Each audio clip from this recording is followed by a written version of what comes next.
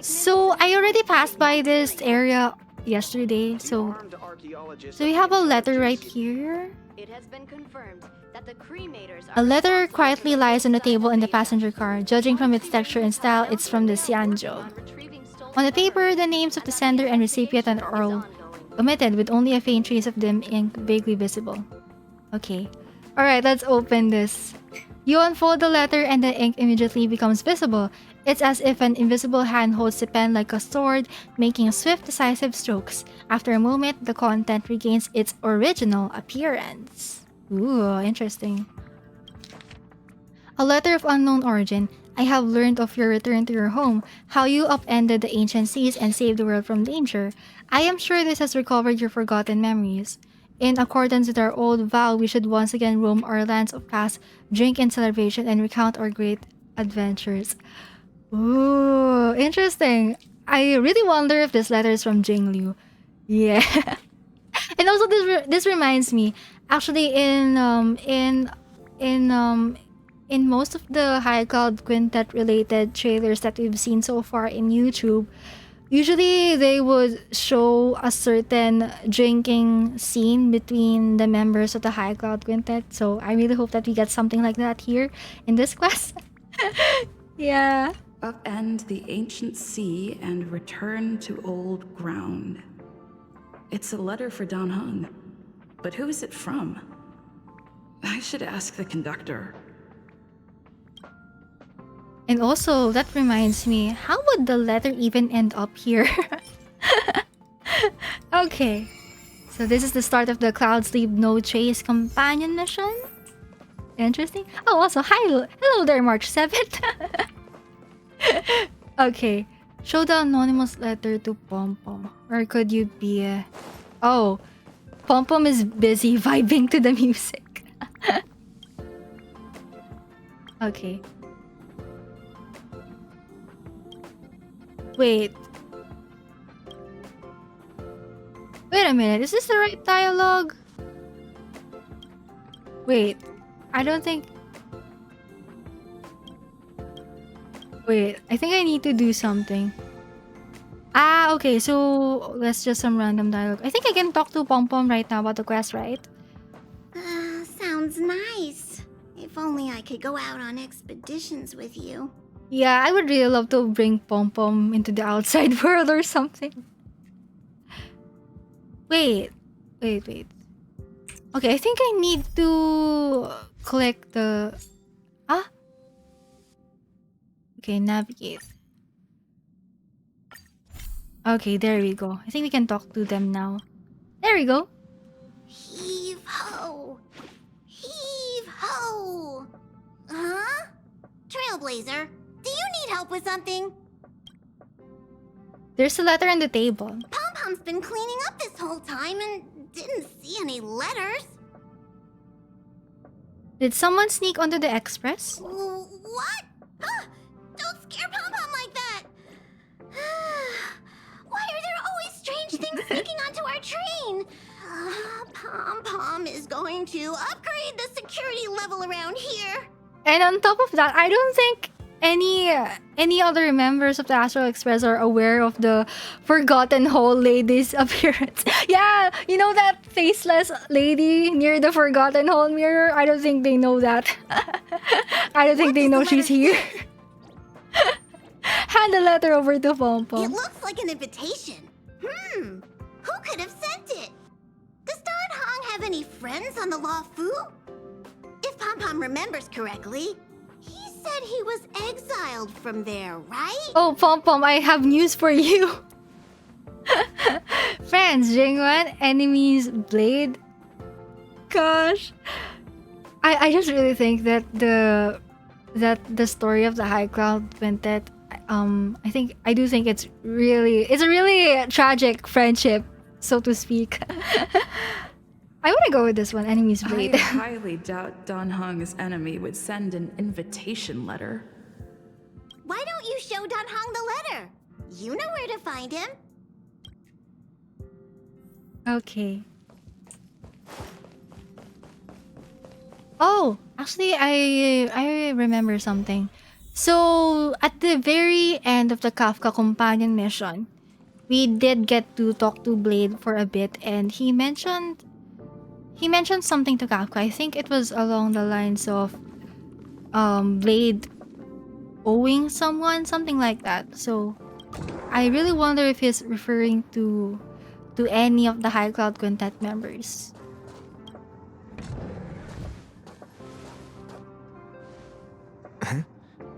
What is it?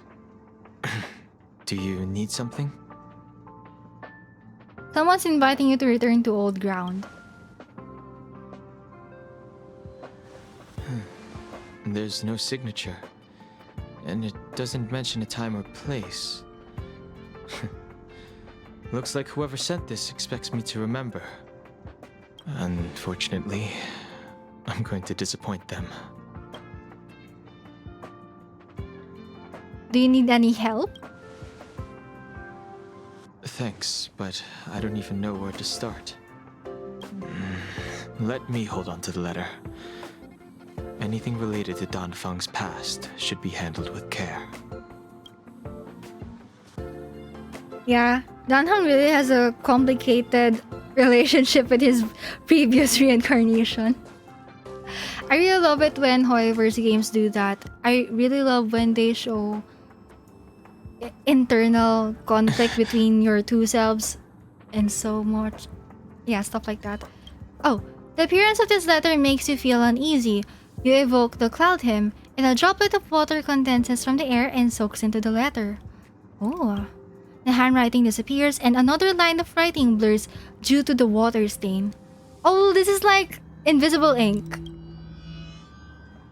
Of 5 people, 3 must pay a price. Knew it. Just as I thought. There was more than met the eye. Letting her leave first was a wise choice. I can't put her in danger again because of this. But if he didn't send the letter, then who did? Maybe I should make a trip to the seat of divine foresight. Oh. I need to ask Jing Yuan about the Stellaron hunters. Wait, are we getting Dan Heng's POV for this? Oh, okay.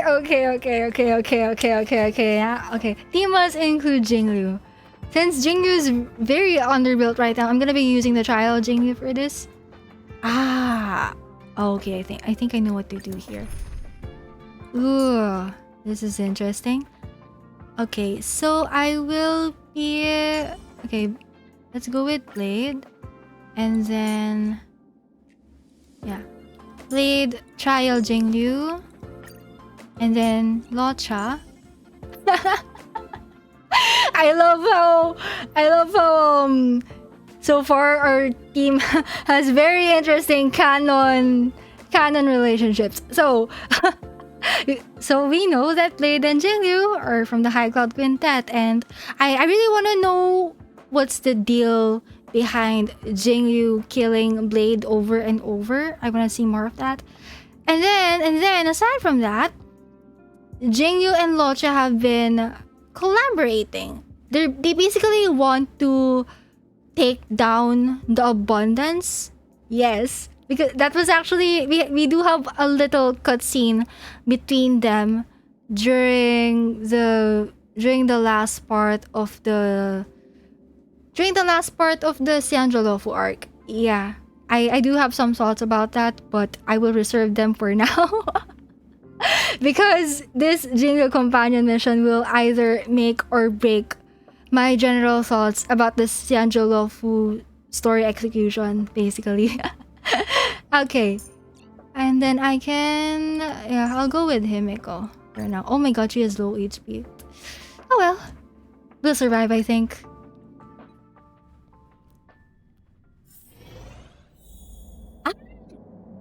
Oh, we're going straight into the... ooh.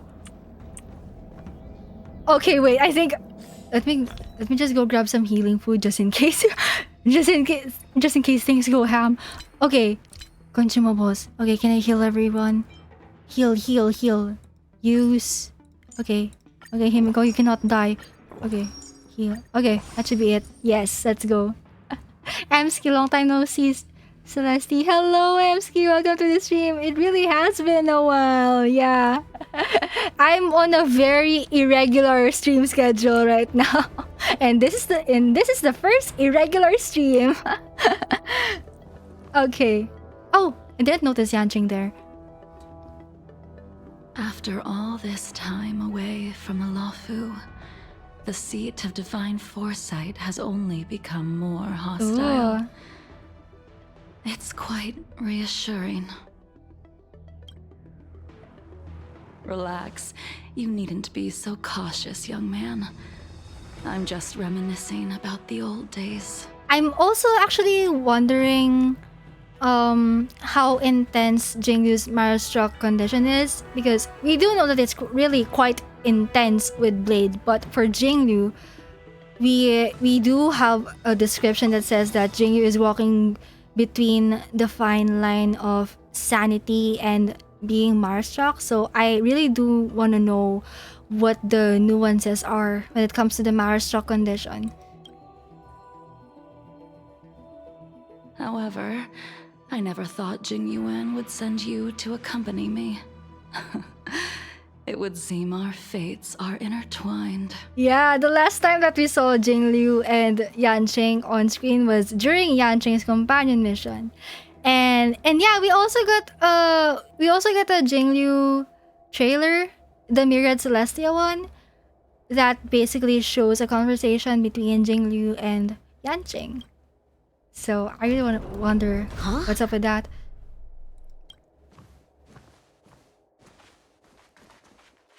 Okay, so Dan Heng's here. Oh, this is so awkward. Got my work cut out for me today. Yeah, poor YUAN though. It isn't Dan Heng. Greetings, I need to speak to the general about something. Greetings. Oh. I need to speak to the general about It's something. voiced, okay.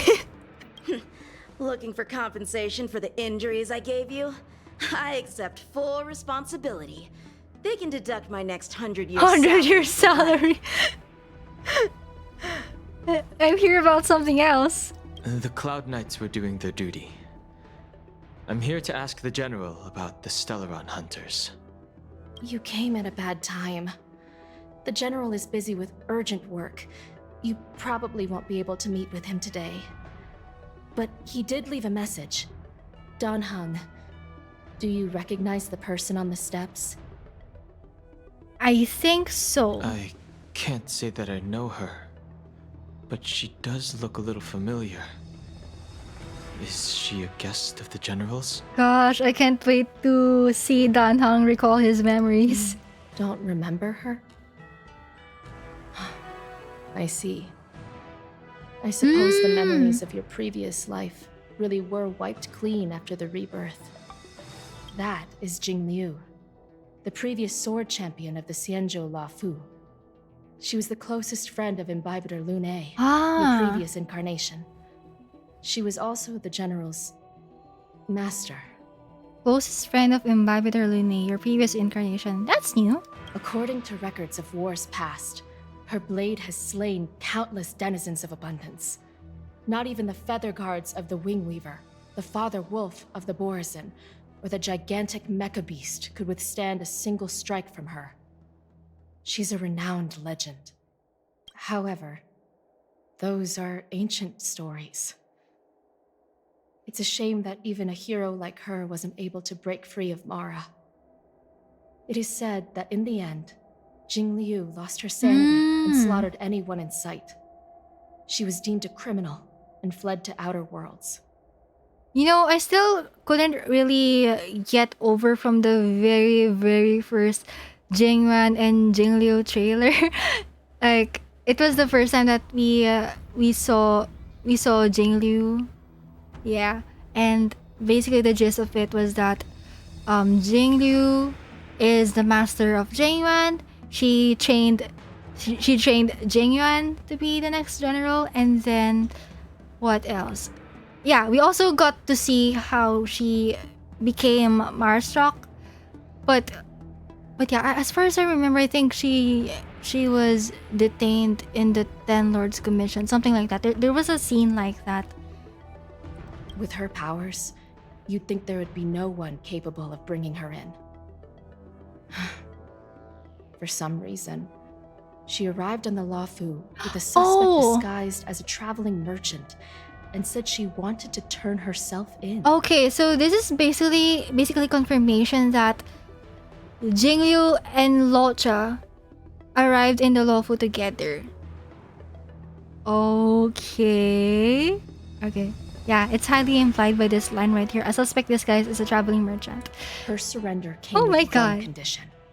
That she be allowed a day of freedom before the trial. She wanted to travel to Scalegorge Waterscape and meet with her old friends one last time. I can't believe Jing Yuan actually agreed. Before he left, he ordered us to accompany Jingliu during her last day on the Luofu.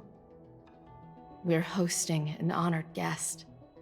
This is so complicated. Jing suddenly stops talking. Like her, you perceive a chill settling in the air around you. Imbibitor Lunae, you're here. Since you traveled all this way, why don't you come and talk with me? She didn't even turn around. Okay, now she turned around. Or should I call you by your name in this lifetime? Dan Heng. I really love Amelie so much. I think she's just a perfect fit for Jingliu here. Okay, before I go there, I want to talk with YUAN Master first. Dan Heng. She's asking for you specifically. Be careful. Don't underestimate her. Okay. I kind of want to take a picture. Wait, what? Huh? I was expecting Jingliu to be much taller, but... Oh, I can't take pictures! No! I forgot this was considered as a domain. No, I wanted to take pictures. Oh well, can't be helped.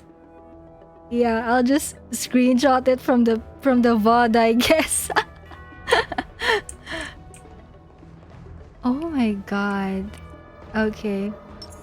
Yeah.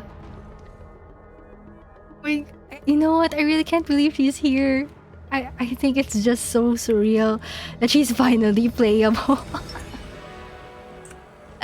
And yeah, I know that we've only gotten a cutscene between her and LUOCHA recently, but I really would have loved to see them actually interact in a quest or something. Yes.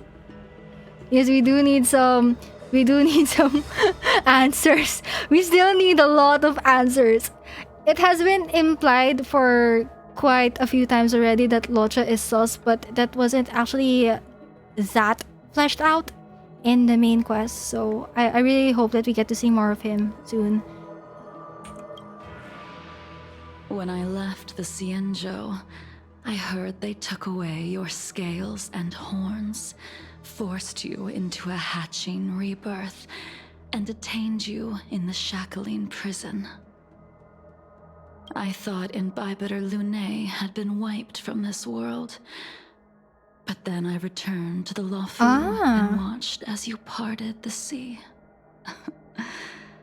After all these years, it was a magnificent sight to behold. Okay, these are actually really interesting dialogue choices. Do I know you? I remember you, but barely. My past life is over. Oh my god. Okay, I think when it comes to Dan Heng's current position, I think he would answer this. But since I am free to choose anything, I will choose this one. I remember you, but barely. I recognize you, but I can't remember anything. I really wonder how much of Dan Heng's dialogue choices will impact this quest, so... Memories of my past life are like Shattered glass. I can't piece together the reality from the individual shards. I can't remember. The words of every person who hopes to escape their past. The Vidyadhara rebirth normally erases all memory of the previous life. Oh. However, you have retained fragments of your past, as well as the powers of the High Elder. Yeah, Dan Heng is really a special case. If my guess is correct, the preceptors were unwilling to allow the Ichor line to end. Ichor line. And hoped for the Imbibiter Lunay's resurrection. That is why they tampered with the Moltene rebirth and turned you into what you are now. Yeah, the preceptors were really 50-50 on their decision. Like on one hand, they wanted to punish him, but at the same time, they didn't want the Vidyadhara ancestry to end abruptly. So, okay, so this was the solution that they came up with. Basically, they just forced Danfang to reincarnate prematurely. Okay. Do you also wish to restore the High Elder succession? You want to make Imbibitor Lane pay for what they've done? Tell me why you're here. Okay. I'm really curious on what exactly did Danfang and YINGXING did a long while back. So I'm gonna choose this one. Imbibitor Lunay's actions affected many. Are you here to set things straight? I, too, am a criminal. What right have I to deliver punishment? I returned to the Luofu so I could surrender myself to the Alliance and atone for my sins. I did, however, have one request before the trial. I asked to be given a single day to go and see old friends and to fulfill promises I made long ago. Jingyuan has always been an understanding person. He heard that you would be coming and agreed to my request. Yeah, I think the High Cloud Quintet really does need some sort of closure. You're the one that mailed the letter to the Express. That's right. Wouldn't it be funny if LUOCHA was the one who who brought the letter to the Express? Like, I know that we can summon LUOCHA. The sea's depths conceal no stone. Speak of the devil. And dragons' breaths reveal the moon. The scenery of Scalegorge Waterscape is truly as magnificent as the poems describe. But as a suspect, shouldn't I be bound and interrogated in the shackling prison? Is it really appropriate to bring me to a place like this, General? Holding you in the shackling prison would be more trouble than it's worth. Oh. For security purposes, we will be performing your trial here. For security purposes? I suppose it's not my security you're talking about. The Stellaron's descent, the Ambrosial Arbor's resurrection, the Destruction Emanator's impersonation of the Amicassator. These are questions that we all need answers to. According to the Skyfaring Commission's investigations, you arrived on the Luofu with a group of merchants, but didn't make a single trade during your stay. Your departure coincided with the day the calamities took place. Okay. So he didn't make a single trade. Your departure coincided with the day the calamities took place. You took advantage of the chaos to sneak into the shackling prison, but seemingly took no course of action. Now you claim that you are responsible for the Stellaron crisis and wish to surrender yourself. Your behavior truly is puzzling. Same. I can't seem to piece together your motive. He's a very confusing character. I was asked to deliver a token in my capacity as a traveling merchant. I knew nothing of its significance. I admit I did have my own agenda for entering the shackling prison, but in the end, I found that the Luofu did not possess what I was looking for. Tell me more. It is through fear of punishment that I am choosing to surrender. The galaxy is a vast place, but I am merely a wanderer. It would be silly of me to think that I could outrun the Alliance. Merely a wanderer. You're too modest, LUOCHA. Do I need to remind you of your actions at the Eternity Fortress and the Shroud Veil Star Zone? Okay, these are new name drops for other places, I think. Eternity Fortress and Shroud Veil Star Or Zone? must I utter that tongue twister of a name?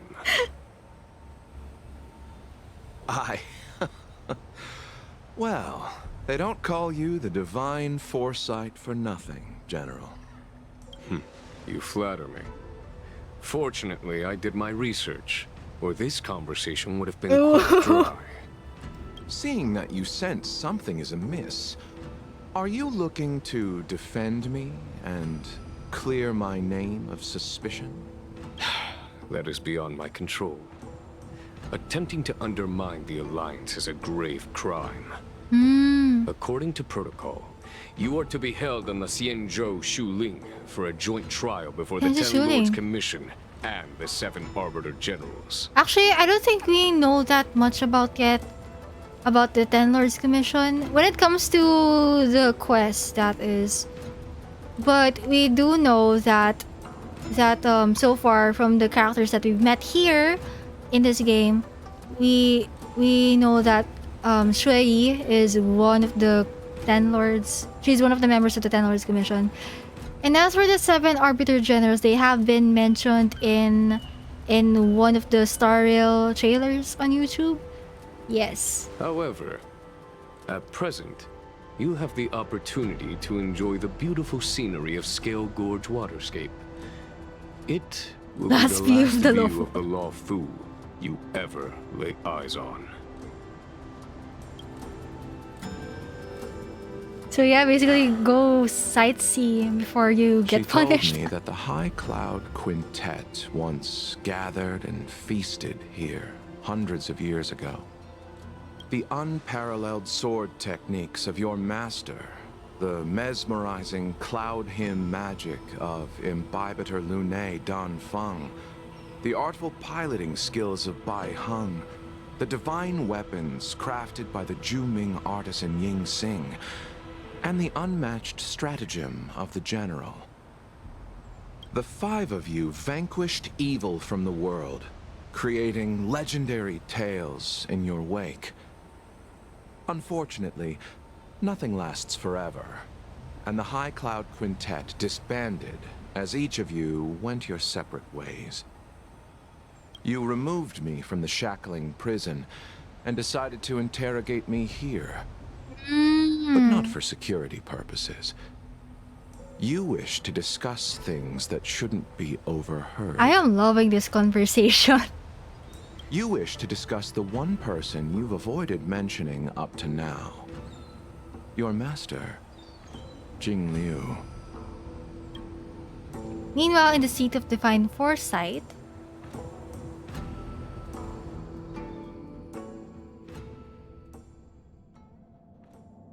We can head out now. I would like to visit a few places from my memories, enjoy a glass of wine, and reminisce about the good times. I'm really loving the POV switches that we have so far in this quest. Have you mistaken yourself for a tourist? I would make a wonderful tourist. And then he face Lower palms. your guard, young man. I have already surrendered myself to the Alliance, and I will keep my word. Besides, your general has already agreed to my request. Imbibitor Lunae, you must accompany me. I won't take no for an answer. Regardless of whether you're still interested in your previous life, accepting my letter means that you've accepted my invitation. Lead the way. Where should we start? Should we go to Stargazer Navalia first? or to the Artisanship Commission. So many memories are swirling inside my head. I can't get a grasp on any of them. When the people of the Xianzhou live to be more than 1,000 years old, each day is like carrying the weight of a mountain through an interminable maze. How hard is it to choose a destination? We're going to Stargazer Navalia. Problem solved. The young are the antidote. Stargazer Navalia it is. Okay, I'm kinda interested on Jingliu's and YUAN's dynamic here. Yeah, it's really nice to if you're a master, it's really interesting to interact with your student. If it's star skips you wanted to see, we could have headed to the Jade Gate. Why did we come all the way here? Young man, have you ever heard of BAIHENG, the Foxian pilot? BAIHENG. I think I've seen that name somewhere before. This is the Foxian lady. BAIHENG. This name is unfamiliar to you and elicits no feelings. However, a voice inexplicably rings in your ears. Let the noble High Elder drown the enemies in rain. We just need a watch from the sky, I presume? Oh, this is... Oh, I didn't expect that we're gonna be getting BAIHENG's voice line soon.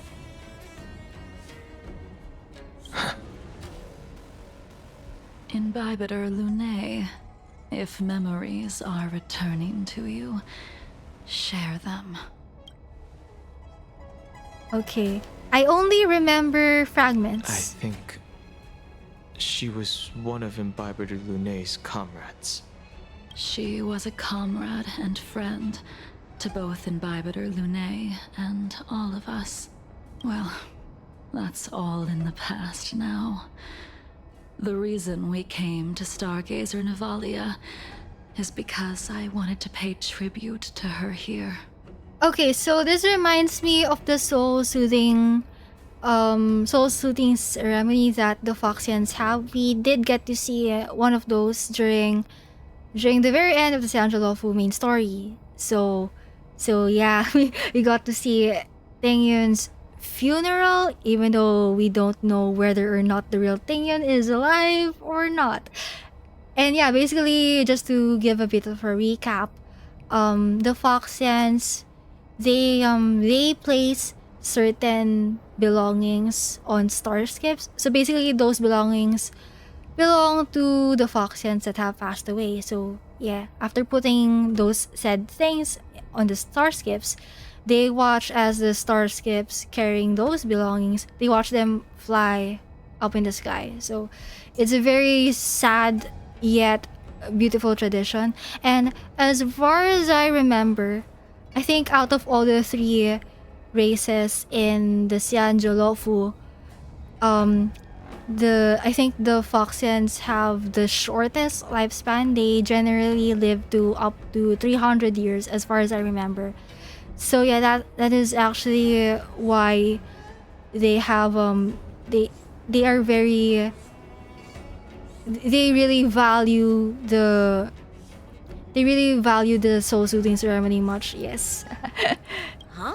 Because You mean generally the Foxian soul soothing generally ceremony? speaking, the concept of death is quite a little. It's a little bit foreign to the Xianzhou people, since they have super long lifespans. Okay.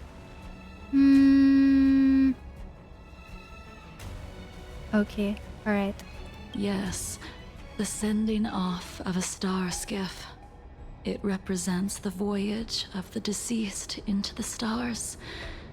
Due to circumstances beyond my control, Ah. I never had the chance to bid farewell to her. It is something I have regretted to this day. As for procuring a star skiff, I know they can be manufactured here, but I know nothing of the process. I see. Follow me. I don't know anything about manufacturing starskiffs either. Wait. But getting these machines to work shouldn't be too hard. Careful. There's still Stellaron spirits lurking around. I forgot if the stars No skip. need to worry about the two of us. I forgot if the starskip manufacturing process was. The moon shines on the truth. Oh! I didn't expect her ice thingy to destroy the technique points container. Okay. That Anyways. paradise may be unreachable for me. Savor it for me. Receive divinity. Eternal sleep is not the dead return. Okay, so this will actually be the first time that I will see Blades and Jingliu's synergy in action. Alright. Okay. So she's in the transcendent state now? I think that's what it was called. You won't get away. Ooh, looking good so far. I have something for you. Oh, okay, the battle is over. Okay, so we're gonna have to go there. There it is. Wait. Did I get... Okay, I already got the technique stuff earlier. We'll just go straight into battle. Okay, I'm gonna save up on technique points in case I need them for later. I have something for you. Okay, enhance, reset.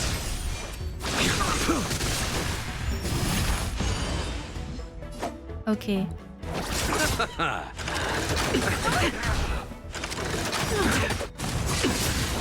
Perhaps you still don't understand. Humanity never conceals its desire to control. I also really love how Jingliu's charging point icons here, they also look like moons.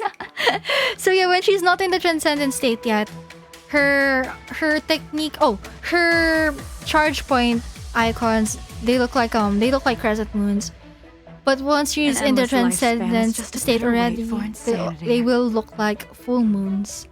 Okay, you can do a single target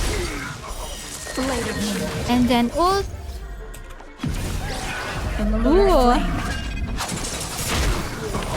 Receive divinity. Unnecessary. Failed to set you. Okay, nice. Wait, what weapons is she using? Oh. Ah. Okay. Wait, isn't this the Shrey and her sister LIGHTCONE? Okay, let me see. What an interesting choice for a LIGHTCONE. I'm not really sure if that's viable for her, but it works, I guess. Okay.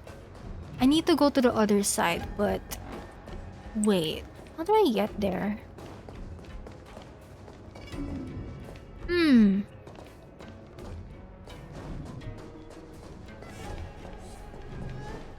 Oh yeah. I can just go here. Okay, investigate.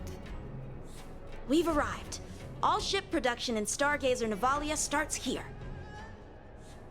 Just enter the command into the device. The vessel used to cultivate starskiff seeds will be activated. Ah, right. And ship will appear in the skyport soon after. I think we did this before in the main story. I remember now. I've seen BAIHENG's name in books before. You like to read? I couldn't tell. Hey, I don't read much, but the general forced me to finish a bunch of ancient Forced me to volumes during my finish. training. I remember one called Views of the Universe from a Starship. Ah. The author's name was BAIHENG. I don't actually know if we have this book in the inventory or something, but That's I do right. wish you can read that. BAIHENG was the one who wrote that travelogue. It was actually really interesting. 90% of it was about starskiff crashes on different worlds and dangerous situations. It also had records of local species and ecosystems. I remember thinking, how could an ace pilot crash land her starskiff so many times? Then I realized that every time, she made the best of the situation and got back alive. Her luck really was out of this world. Indeed. Her luck always astonished us. Whenever she piloted a mission, you could almost guarantee a narrow escape from the jaws of some abundance behemoth, or a miraculous return from behind enemy lines. Very few starskiffs she piloted were able to return to port in one piece. The folks at the Skyfaring Commission secretly referred to her as the Starskiff Killer. She also possessed an uncanny ability to predict future events, inauspicious ones at least. Every ill omen that came out of her mouth would sure this one enough is come true. interesting. Very few Cloud Knights had the courage to accompany her on missions. However, when it came to surviving, her fortunes were incredible. Even in the worst situations imaginable, she was always able to turn the tide. Luck is a type of strength, after all. I hope that this ship, built for the Starskiff Killer, will also be able to return to the stars. Before long, the Starskip assembly line started to operate. The Starskiff assembly line has been activated. The Starskiff will take shape and enter the skyport. Let's go wait for it there. It won't be long. Thank you, young man. I don't know why, but Jingliu is giving off granny vibes right there. Well, technically, she is talking to her student, so that is quite the generational gap that we have here. and yeah, it's also actually really great to see some more info about BAIHENG, because we don't really have a lot of info about her. See, the Starskiff is complete. After being away from the Luofu for so long, I can finally say farewell to you. So, what happened to BAIHENG in the end? In the end, I do not think the details are necessary. Okay. We are here today to commemorate her. Imbibiter Lune, do you still remember the battle against Shuhu? So I really don't know that much about Shuhu yet, but as far as I remember, one of Blade's was it one of Blade's traces? Yeah, basically one of his combat thingies is called Shuhu's gift. Okay, it was a bloody battle against the denizens of abundance. Danfang fought in that battle. I can't remember any of it. Ooh, okay. I want to choose this one. Did Danfang fight alongside you? Yes, the High Elder was held in higher regard. The Cloud Knights became wary after learning of Danfang's imminent arrival. General Tang Xiao called for me to guarantee the safety of the troops. But BAIHENG didn't care about any of that. She believed that the High Elder was mortal and no different from the soldier next to her. You ran a fair share of errands for her when she was still around.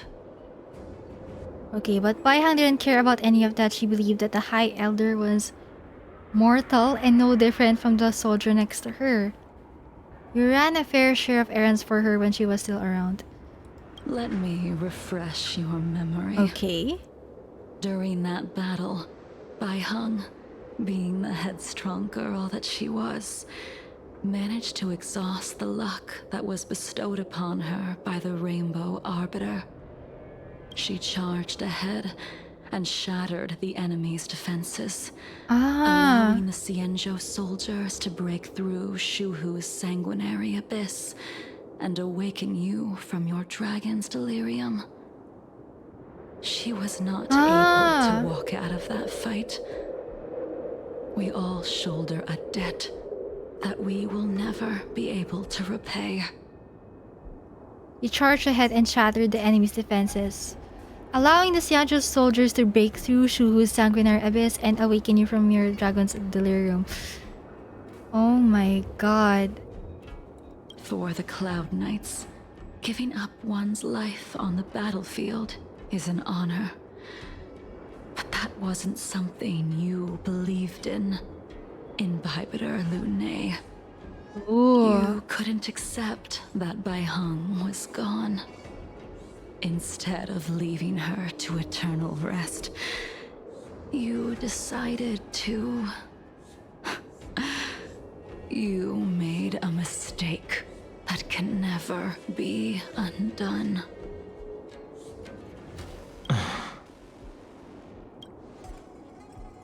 There is no need to respond. But I want to know more. Your answer is no longer important. And now, I will send off this star skiff. Okay.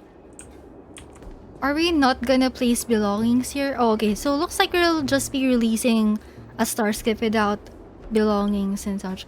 But then again, when I think about it, it has been already a long time, so there probably wasn't enough time to put BAIHENG's belongings. I brought your flagon.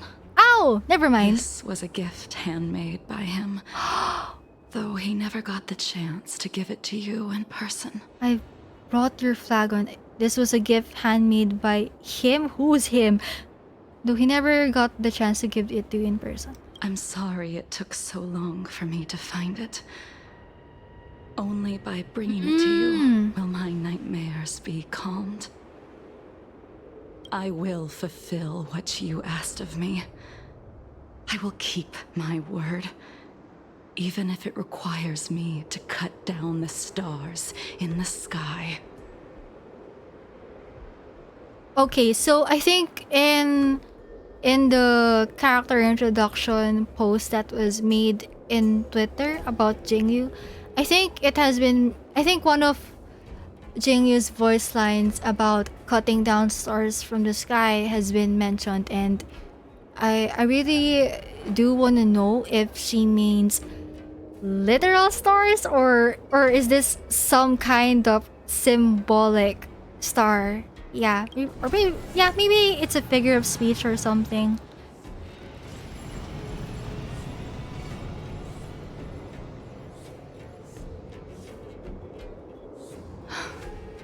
Let's go. The Artisanship Commission is next.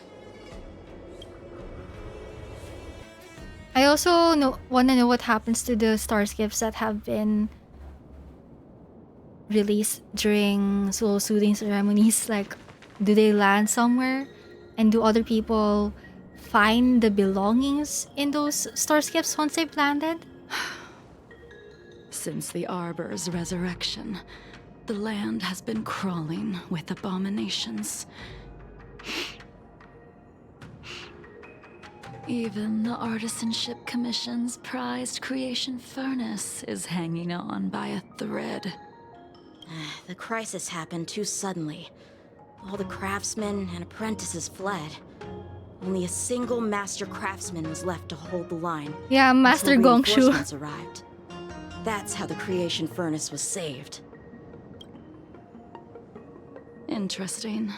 Stubborn beyond valuing his own life. That reminds me of an extremely arrogant acquaintance. If he were to see the chaos of the Artisanship Commission today, he would burst into laughter at the Xianzhou's incompetence. Extremely arrogant acquaintance. What's that supposed to mean? What's wrong with saving your own life and waiting for the Cloud Knights to arrive? And yet where were the Cloud Knights when danger was at the door? From what I heard, it was a group of Outworlders that came to the rescue. The Luofu's delves are big places. Besides, some of the troops were deployed to the Yao Qing's campaign. The Cloud Knights were spread thin. It was impossible to guard everywhere at once. Young man, Ah, why don't we right. continue our previous contest? Show me whether the sword techniques you are so proud of have improved. Okay, so this is actually a reference to the YUAN Companion Mission.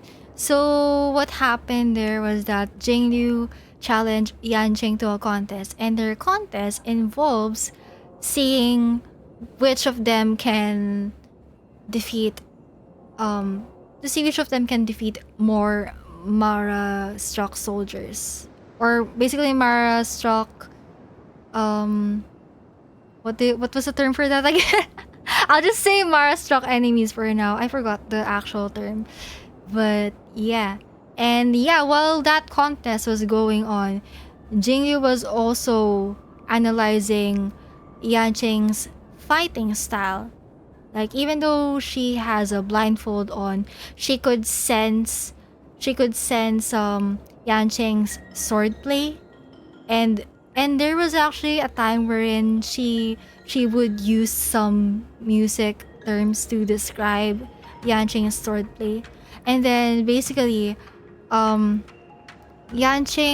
at some point YUAN agreed with what she was saying because he recalled that Yuan told him that his sword fighting technique was too angular and too proud.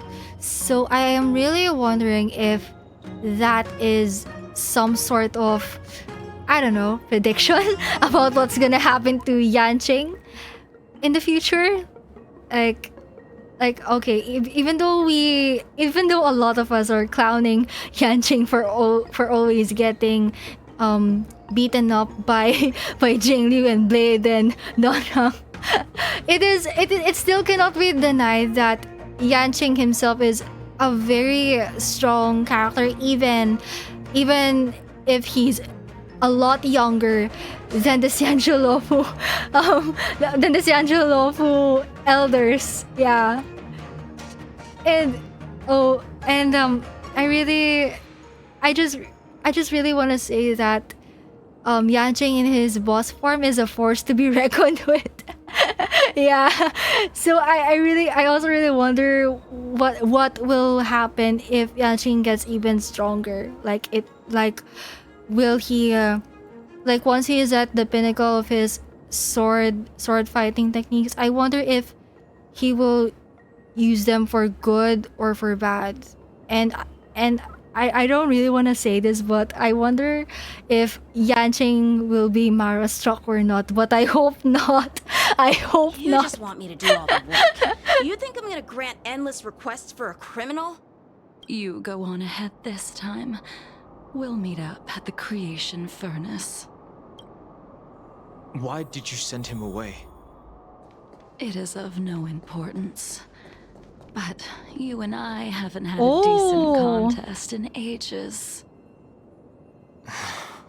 I don't plan on fighting. I'm not asking you to point your spear at me.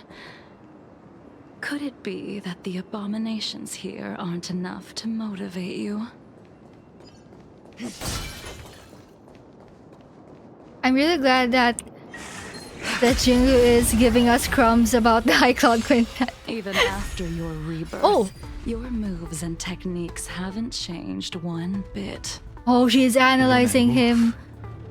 It's like you never forgot. I really love Jingliu's Endless commentary. lifespan is just a bitter wait for insanity. I have something for you. Okay, we can do this. You won't get away. You impede me. Okay. The fight is set. Fight is set. I'll see you off. I really need a LUOCHA oath right now. I could use a LUOCHA oath. Okay, there we go. Eternal sleep is not the dead return. Okay, buff dispelled. Okay. Can do another Jingliu skill.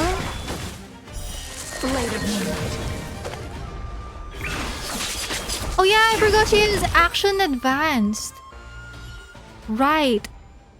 Come on already. What took you so long this time?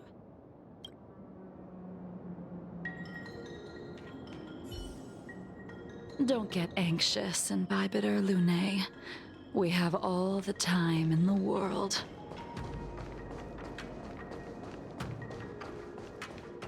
Okay, so I do think that we need to fight this. Okay.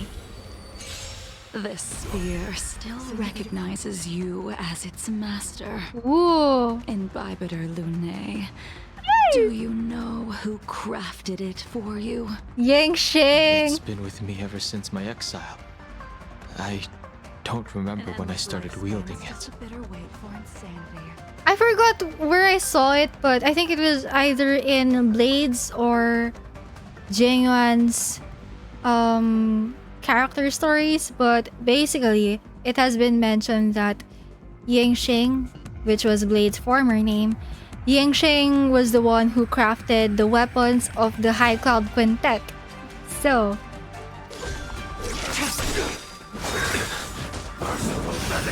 All will be revealed in lunar flame.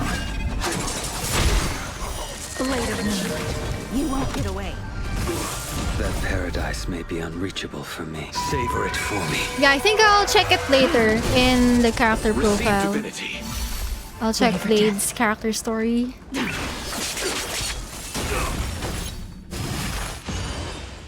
I have something for you. Okay, I can do this. Perhaps you still don't understand. Humanity never conceals its desire to control the heavens, and I'm no exception. A blade knows no mercy. Okay. Your end Skill. approaches. And then this one. Fail to set You won't get away. Let's settle this. Nowhere to run. Okay, skill again. Time for an overhaul. Okay, she's out of the transcendent state now.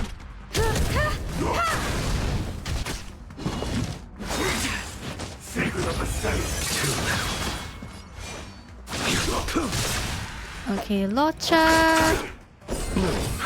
Unnecessary. Repay. Then I can do single target.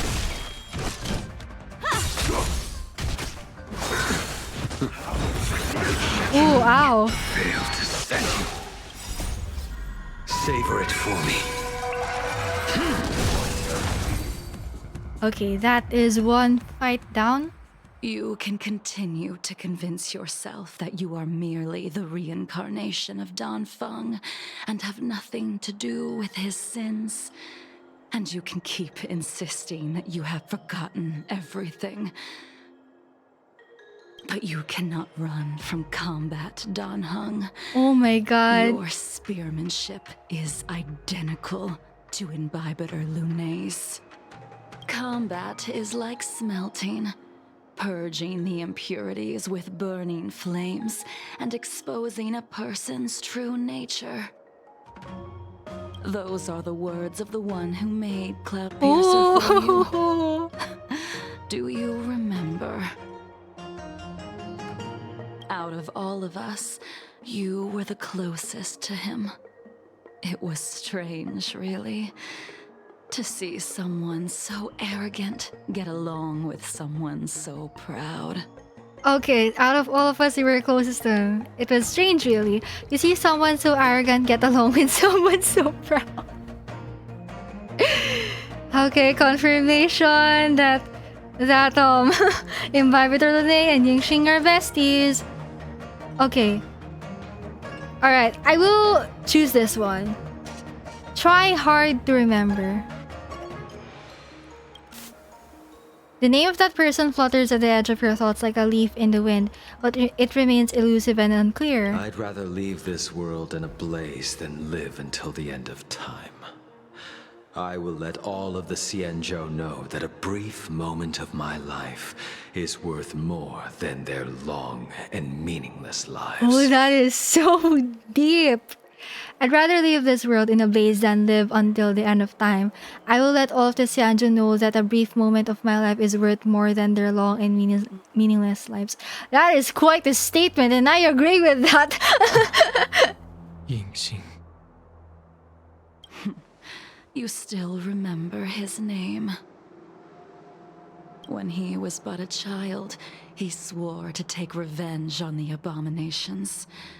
That's what drove him to travel across the stars to the Xianzhou to receive training. Oh, so he is not native to the Xianzhou Luofu. Okay, that's what drove him to travel across the stars to the Xianzhou to receive training. I wonder where he come from, though. Where he came from. When I first met him, he wasn't even as tall as my sword. But he was boasting about mastering all the crafts of the Artisanship Commission by the time he was 100 years old.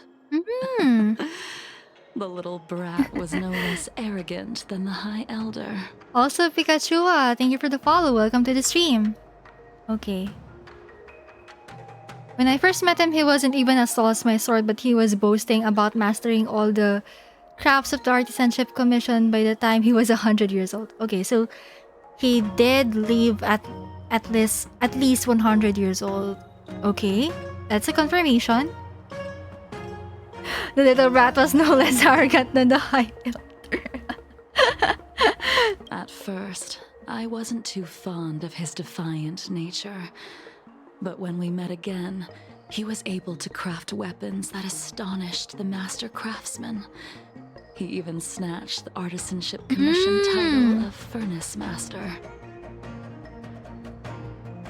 Unfortunately, the Alliance would never allow a short-life species to run the Artisanship Commission.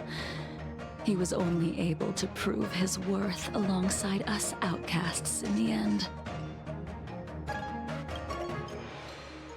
That's quite a discrimination, though. Like, I mean, long life species aren't they aren't superior to short life species. Gosh. Oh my god. Okay, YINGXING has been robbed of his Furnace Master opportunities. You didn't go easy just so I would get here first, did you? Of course not. Your techniques have improved so much that I simply couldn't keep up with you. She's flattering him. So, are we here to commemorate your short-life species friend? Eavesdropping is a bad habit. Besides, when did I ever say he was no longer in this world? Oh. Even the cryocapsules wouldn't be able to extend the life expectancy of a short-life species for long. If he is still alive, he must be ancient. He became a long-life species. He transformed into a long-life species? Correct. Such are the twists of destiny. Some people are born with unparalleled foresight and exceptional intelligence, but make the most ill-advised choices at destiny's crossroads. Some people are born with unparalleled foresight and exceptional intelligence, but make the most ill-advised choices at destiny's crossroads. I think this is the second quest that tackled fate. Yeah, because we did get a lot of that during the Kafka Companion Mission. Because in the Kafka Companion Mission, Kafka kept elaborating on the effect of choices and destiny. Yeah, stuff like that. It was actually there was actually a lot of how should I say this? There was actually a lot of routes in the Kafka Companion Mission. And depending on your choices to her questions, and also some of your actions, they will you might learn something different, or you might experience something different. Yes, and Actually, I did have to read up on each route for the Kafka Companion Mission back then in the wiki, and oh my god, there's a lot of them. And also, regarding Fate, we do know that Elio, who is the leader of the Stellaron Hunters, he is capable of seeing multiple futures or possibilities, and basically right now the Stellaron Hunters are following a script that is according to Elio's chosen future. So yeah, a lot of Destiny stuff here. As smart as he was, he made the foolish attempt to use the flesh of the Abundance Emanator to aid in Bibiter Lunae in resurrecting his deceased companion. Okay. He made the foolish attempt to use the flesh of the Abundance Emanator. Which one? Okay, Abundance Emanator 2. Okay, to aid in Bibiter Lunae in resurrecting his deceased companion. Okay, I really want a name drop for this. I want a name drop for this one because for sure this couldn't be Fantelia. We just met her in the we just met Fantelia in the Tangelo for main story, so maybe this is a different one. I'm not really sure if Shuhu is the Abundance Emanator. I need to look up on that. His stupidity turned him into a monster, cursed with immortality. His soul was shattered and became the evil that he hated most. The irony. Oh, hello, World War. Welcome to the stream. Okay, his stupidity turned him into a monster cursed with immortality. His soul was shattered and became the evil that he hated most. The irony. Yeah, so it's kind of like YINGXING lost himself there. Yeah. For an old friend, you don't seem to have that much pity. I gave him a second chance. Does that not count? A second chance? What did you do to him? He should have been eternally jailed in the shackling prison for his crimes. But I gave him a different kind of freedom. I took the shell that once held his soul and passed my sword techniques on to him. I let him die 100 deaths to remind him of the karma of his previous life. Afterward, I heard he was reborn and even gave himself a name. I took the shell that once held his soul and passed my sword techniques onto him. I let him die 100 deaths to remind him of the karma of his previous life. Oh. Yeah, I think we... Wait. I'm gonna have to backtrack the Blade Companion... Oh, the Blade character stories for this. But, yes.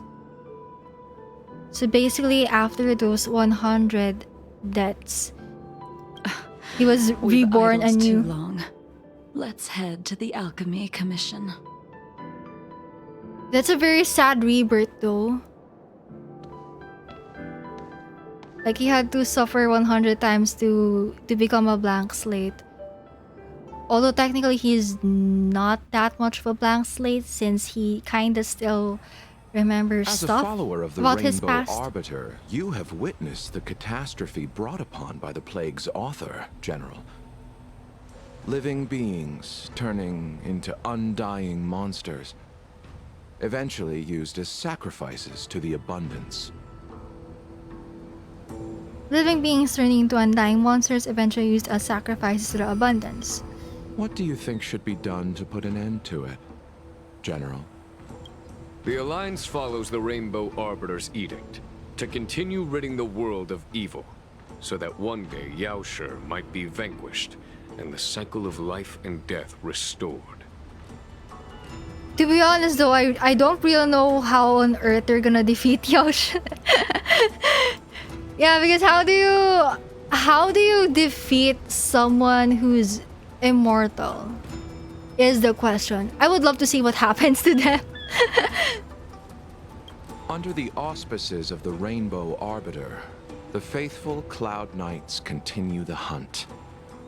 Their devotion and sacrifices are indeed commendable, but their devotedness has made them close-minded. And also, LUOCHA draws his power from the abundance.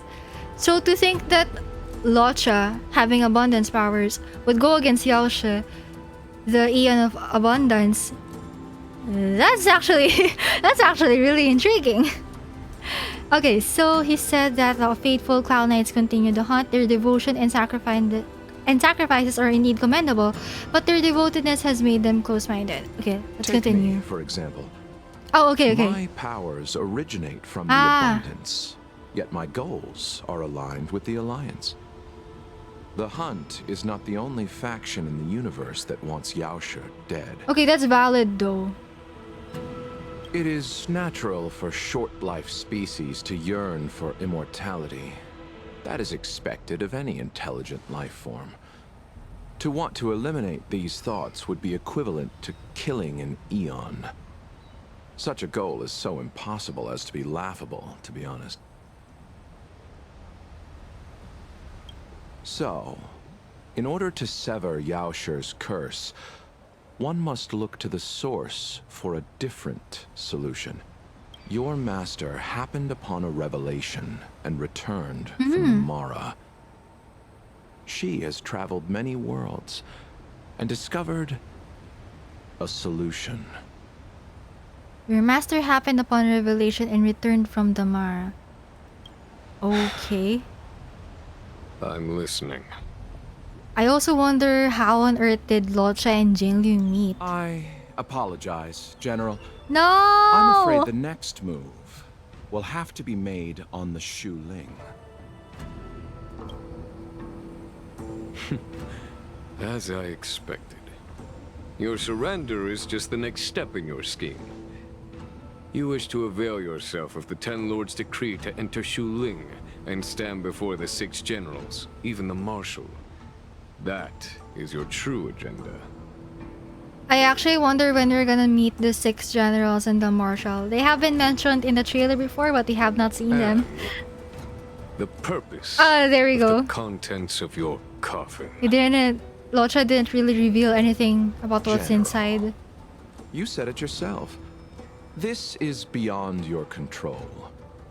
It is the law of the Alliance. We cannot deviate from it. He did give some vague statements about what's inside the coffin, but other than that, we don't really know much. Splendid, well done. This was a spectacular move. You've changed, Jingyuan. Oh. The man I knew would never have admitted he was bested. Oh my god. They switched back to POV. Oh, that just when things were getting interesting in the Waterscape side of things. Oh, this is a dragon. I never noticed it before. BAILU? Order's already been restored to the Alchemy Commission. Why are we here? I heard the healer lady is capable of curing all diseases. I'm here for the same reason anyone would be. For a checkup and consultation. Okay, this reminds me of the BAILU Companion Mission wherein there was someone from the Alchemy Commission who wanted BAILU to heal her boyfriend. Yeah, something like that. And yeah, even that Alchemy Commission girl, in the end, she succumbed to Mara, and her quote-unquote boyfriend wasn't able to recognize her. But yeah, that's basically just the gist of the BAILU Companion Mission, because there's still some stuff there that I would rather not elaborate on because I was just so disappointed. Okay, I'm just disappointed towards the boyfriend though. Yeah, gosh, I think the boyfriend in that mission, he's one of the NPCs that I hate in this game.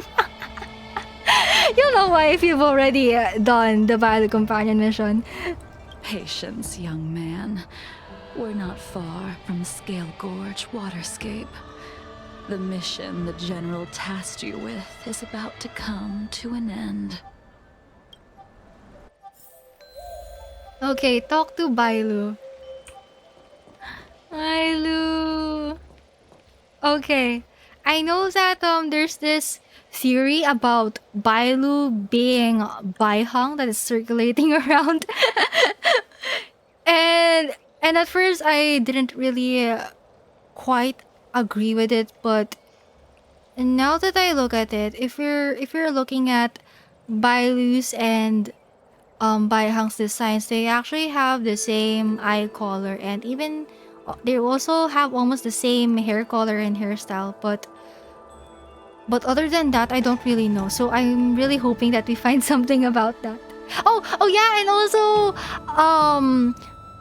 at first, if you haven't done BAILU's companion mission, as far as I remember, BAILU doesn't dream about her previous life, but if you finish her companion mission, you will see some BAILU voice lines in the Astral Express saying that she can dream already. So that's really interesting.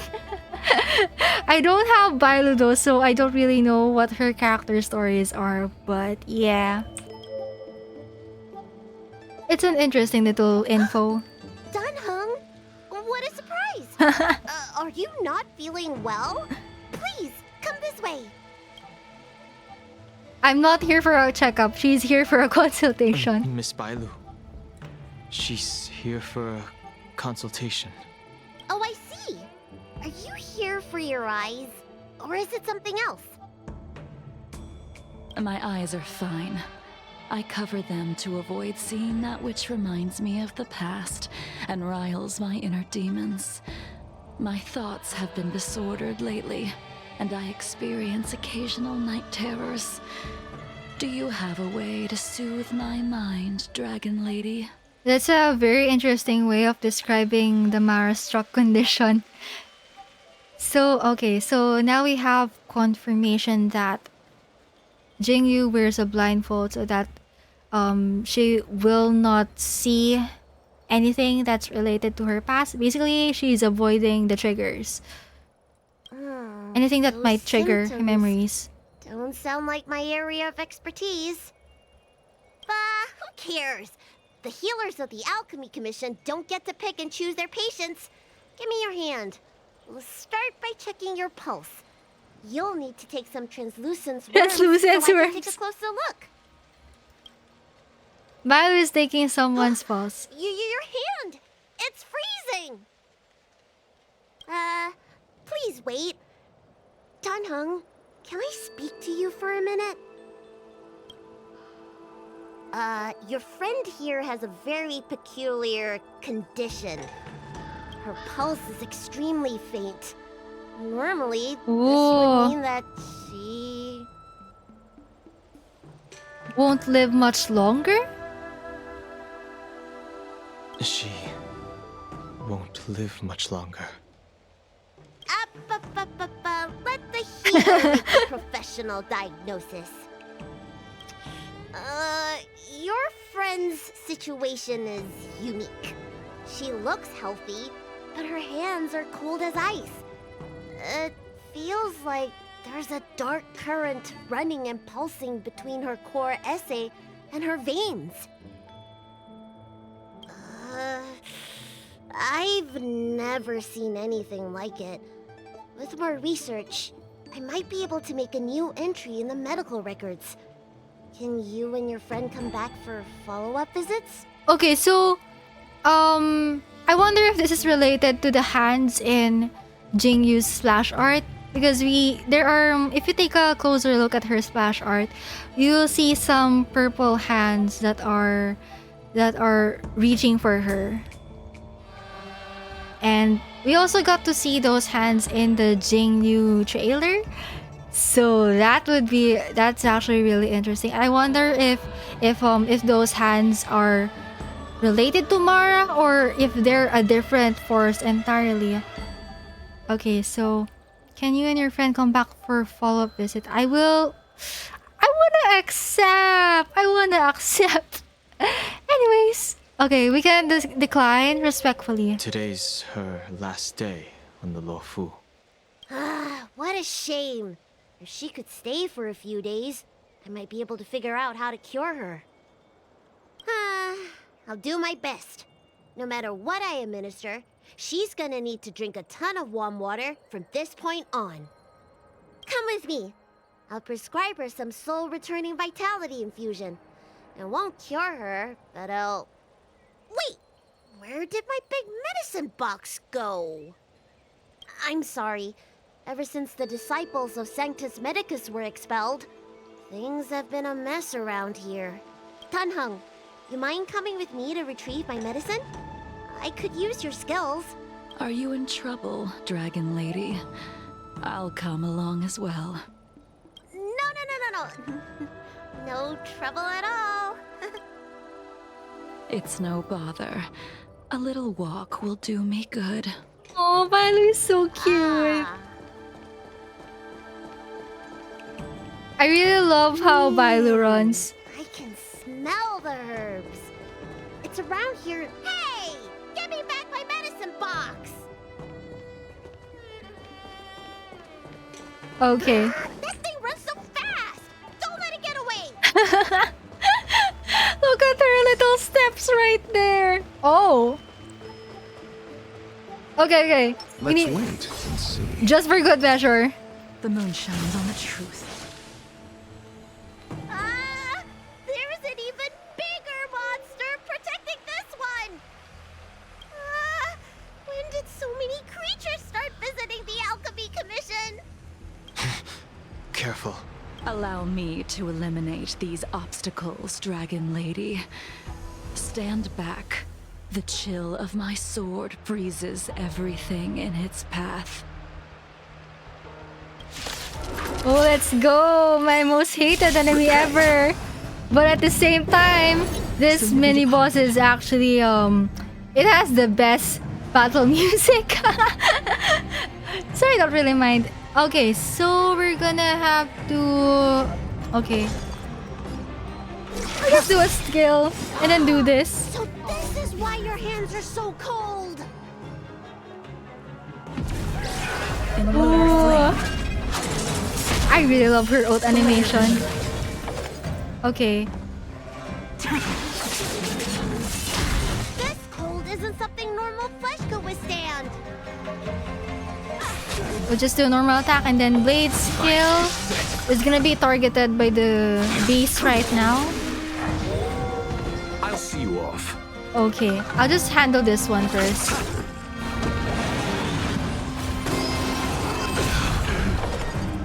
Okay. Oh, wrong enemy. You won't get away. I love how their follow-up attacks just chain together so well. Conceals its desire to control the heavens, an unknown exception.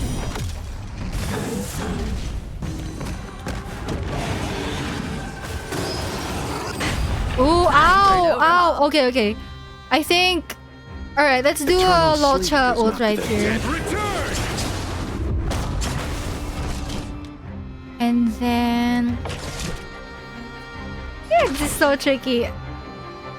I'll just do a single target here. Even though it doesn't do much. Okay, so we're gonna do this. We have full skill points right now. Receive divinity. Save it for your own skin. Save it for your own skin. Okay. We can do this.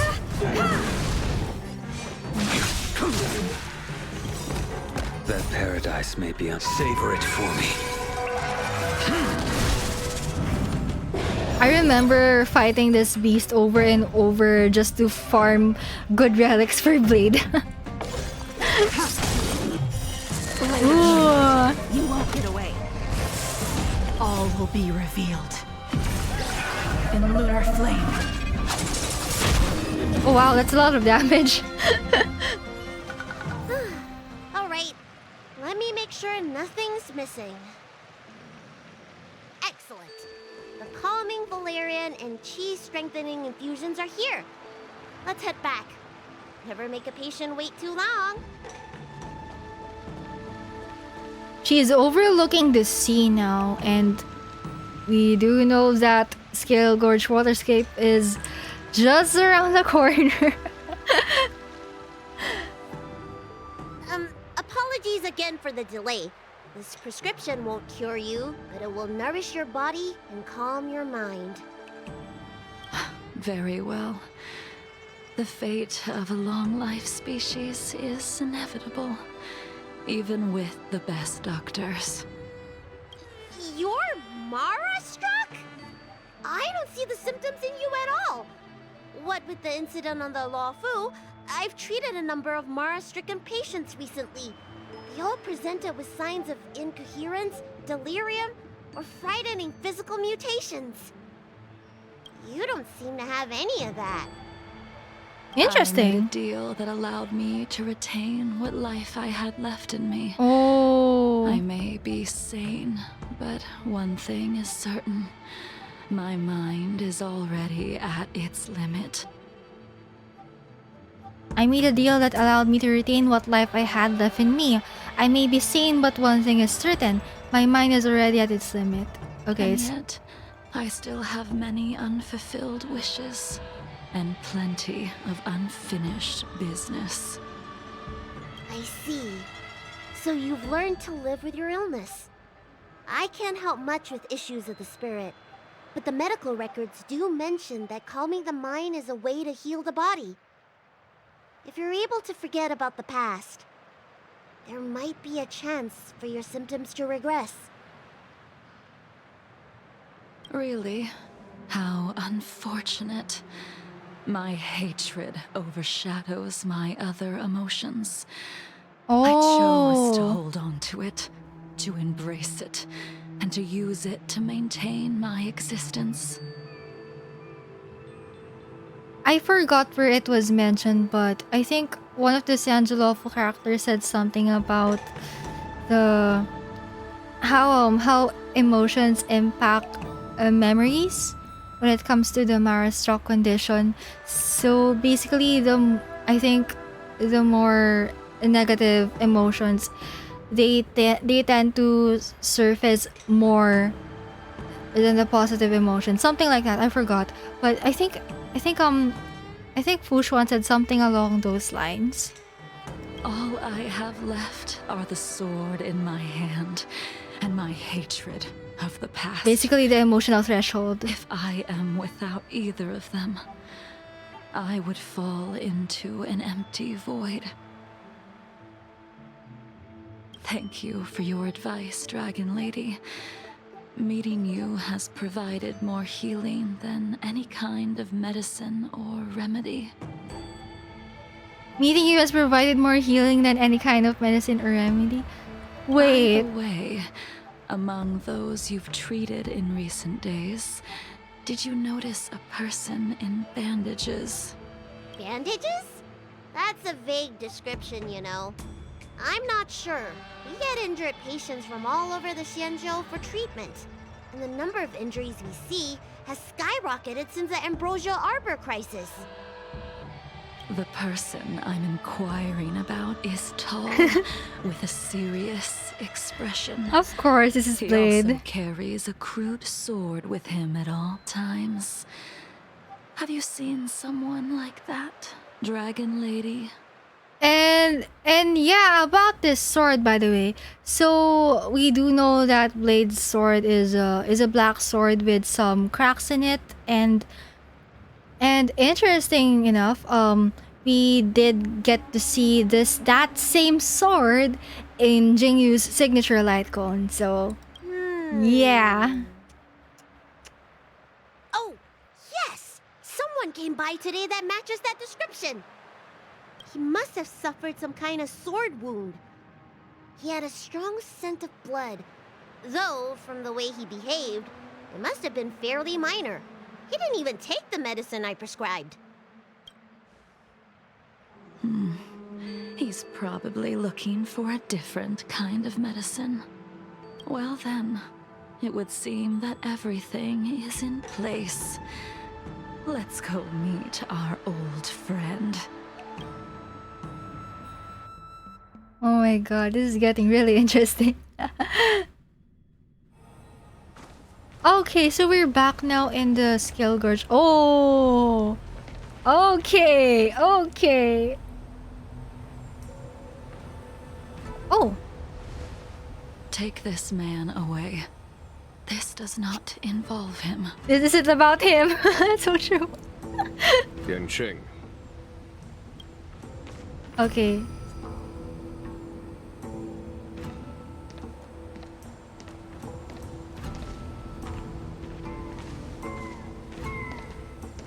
And so, everyone is present. I never thought the High Cloud Quintet would be able to gather again in the same place after hundreds of years. This is so bittersweet though, because majority of them that are here, they are basically not the same person that they were before. And also I really wonder how JING feels after all this, because basically out of all the High Cloud Quintet members, JING is the only one left standing so far. And when it comes to appearing in society, basically, and yeah, most of the if we exclude BAIHENG, who is already gone, the three other High Cloud Quintet members, excluding JING, the three of them are having some sort of issues with their memories. So this is also something that I have to remind myself of, because even though we get a lot of perspectives among all the High Cloud Quintet members, three of them have issues with memories. So it's kind of like you have to take what their memories or basically what they're saying with a grain of salt still. Yeah, because the accuracy of their memories it's kind of affected in some way. So yeah, but nonetheless though, it really makes me happy that slowly but surely, we are slowly starting to see the pieces of the High Cloud Quintet story coming together. Yes. If I remember correctly, the five of us made a promise here 7 centuries ago. We promised that no matter what happened, we would gather here together and share a drink. Oh, it's like the one in the trailers. If I remember correctly, the five of us made a promise here 7 centuries ago. That was a long time ago. We promised that no matter what happened, we would gather here together and share a drink. How sad that Scalegorge Waterscape remains empty while the world continues to turn. Some of us have been reborn, while others were denied death. Some have become criminals, while others can no longer fulfill their promises. And in the end, our friendship is no more. Soon, I will be shackled and tried. This will be the last you see of me. This is why I sent out the invitations before departing, hoping that everyone would be gathered here for my final farewell. Okay. Also, I mentioned a while ago that at the end of the Kafka Companion Mission, Blade mentioned something about owing someone, something like that, and after Blade told this to Kafka, Kafka said something along the lines of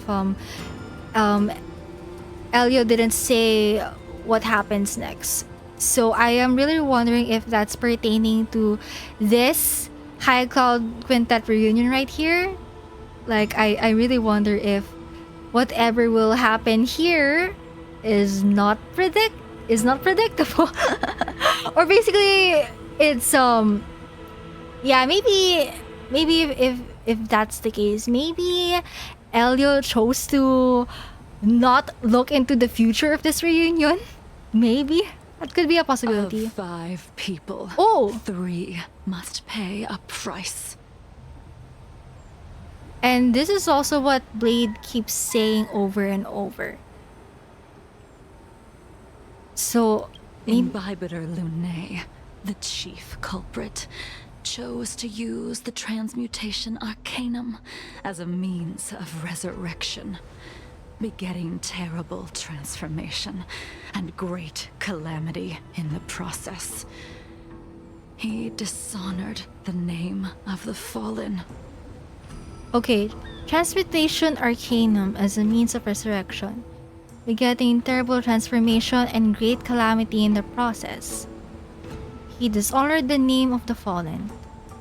YINGXING, the accomplice, arrogant and oblivious, used the flesh of the Abundance Emanator to assist Imbibiter Lunae in his evil. He fell, becoming an immortal abomination.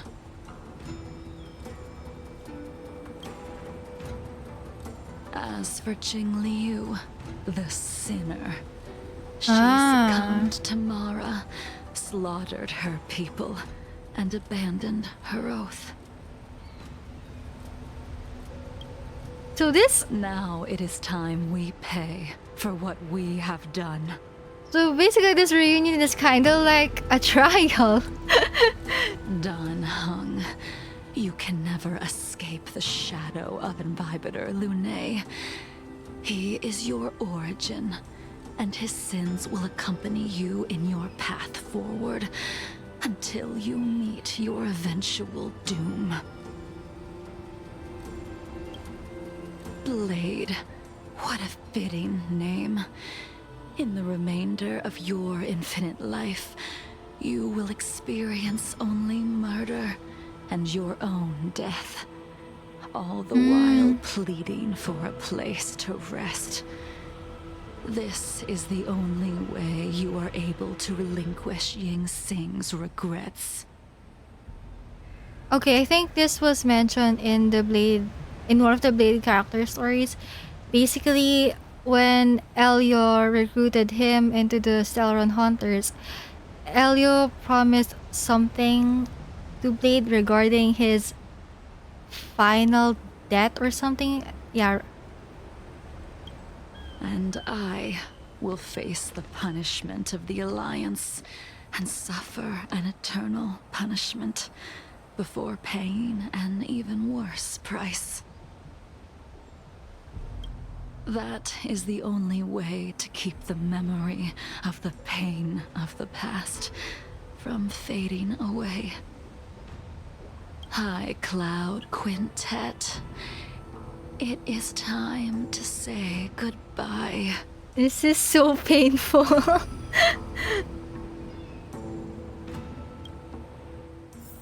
Oh! Talk to Jingliu and JINGYUAN. Oh, okay. Alright, before I talk to them, I'm gonna go talk to Blade. Yeah, I'm gonna go do that.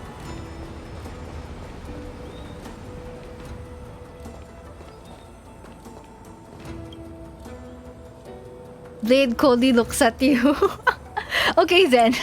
Okay then. Understood. I couldn't talk to Dan Heng. Okay. We were playing in his POV, so yeah, I think that's pretty much understandable. A wineless gathering, accompanied by only sadness and bitterness. What a depressing reunion. Jingyuan, is it not time you sent me to the Shuling? The laws of the Alliance cannot be subject to change. Unfortunately, your next stop will be the LUOCHA. Ah, the other. This is the ship, the Xianzhou ship that that Su Shang originated from, right?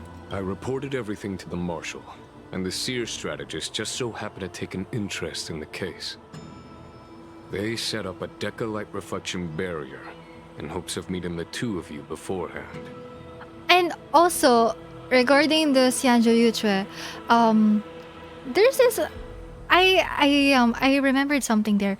So in one of the excursion missions in Xianzhou Luofu, Su Shang mentioned something about the moon's significance in Xianzhou Yuchue. So she said that while the ambrosial arbor is the plague mark of the Xianzhou Luofu, on the other hand, the Xianzhou Yuchue's plague mark is the moon, as far as I remember. Yeah. So this is actually really fitting when it comes to Jingliu, because Jingliu is highly associated with the moon. So I really like where this is going. Jing Yuan, you haven't changed at all. Always trying to destroy the plans of others. But in the end, whether it Oh wait, be never you, mind. I think it was me, Xianzhou. the Cloud Knights, Wait, or the Xianzhou generals of the Yaoqing, was it? Rainbow Arbiter. We are all just pawns in a game of the gods. I am sick and tired of treading on a predetermined path. Okay, never mind. I think it was the Xianzhou Yaoqing. Wait. Sorry, I'm on the wiki right now. I'm backtracking. Backtracking so that I won't spread any misinformation. Okay. Xianzhou. Yeah. It was the wait. Okay. Sorry, I'm doing a quick search. I would love to bring up the wiki right now here on stream, but I don't really have much time. Okay, Yaoqing. Wait. Okay, give me a few seconds. Okay. Yeah, okay. So sorry, my bad. The Xianzhou ship with the moon as its plague mark, it's actually the Xianzhou Yaoqing, not the Yuchue. The Yuchue is a different ship altogether. Yeah. My bad. Okay, good thing I searched it in time. Anyways. So Jingliu said, we are all just pawns in a game of the gods. I am sick and tired of treading on a predetermined path. Ooh, interesting. So this actually kind of parallels what Kafka and LUOCHA said about eons in general. So back in the main story of Xianzhou Luofu, while we were interrogating Kafka, she said that even eons can be killed. And while the whole interrogation was going on, the entire POV between LUOCHA, Dan Heng, and Su Shang was also going on, and LUOCHA also said the same thing, that eons can be killed. So yeah, in the end, I think most likely we might be experiencing some sort of conflict between the eons, because Kafka also said something like that, like that in the future we're gonna fight Nanook the Destruction at some point in time. And yeah, this one too, I am sick and tired of treading on a predetermined path. So during the Kafka Companion Mission, even though Kafka kept on explaining the intricacies of destiny and choices, I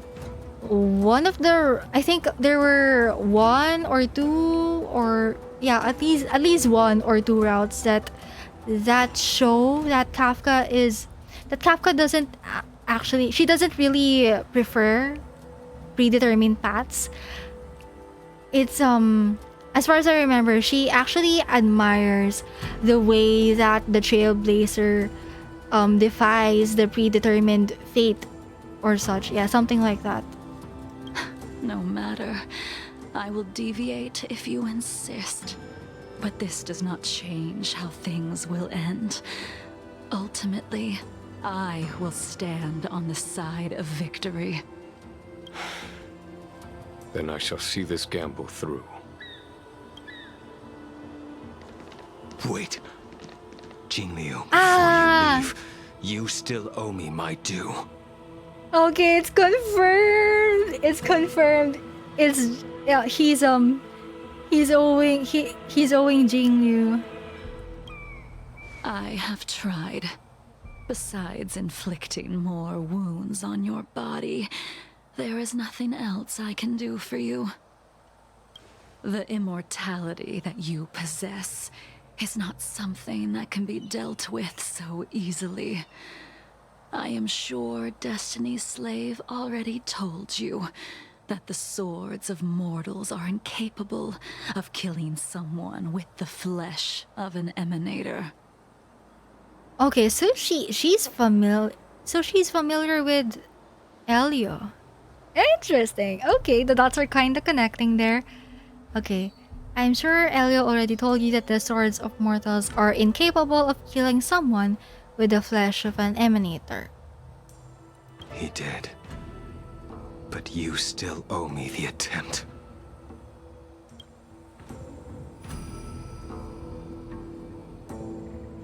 I told you when I taught you the way of the sword. I am uninterested in drawing my blade against someone who does not long for life, who wants only to be slaughtered. You will only draw against an opponent.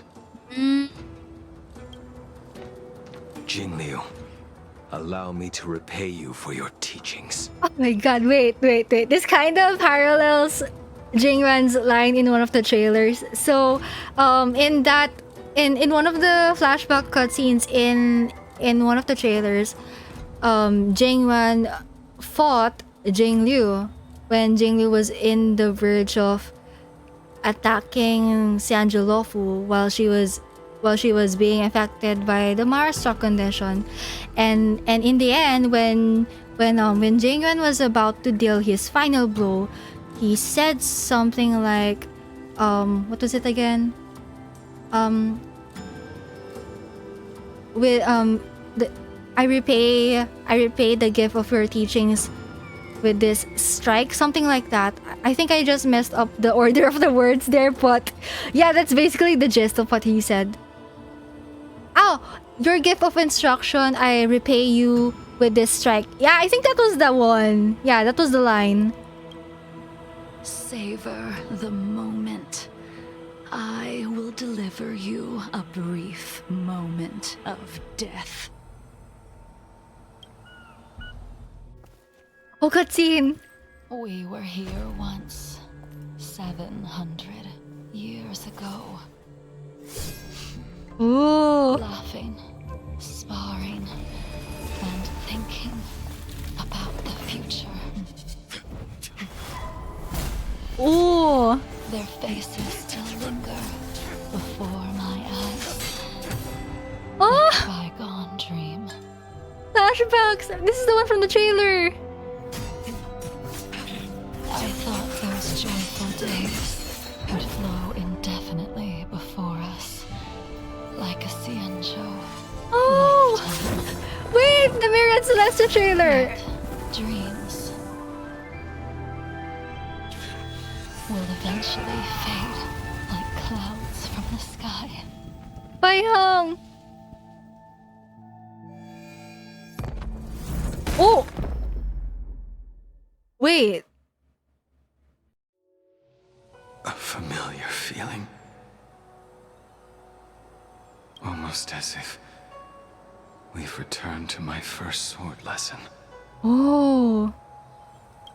You used the sword YINGXING crafted, and pierced, sliced, and impaled me time and time again.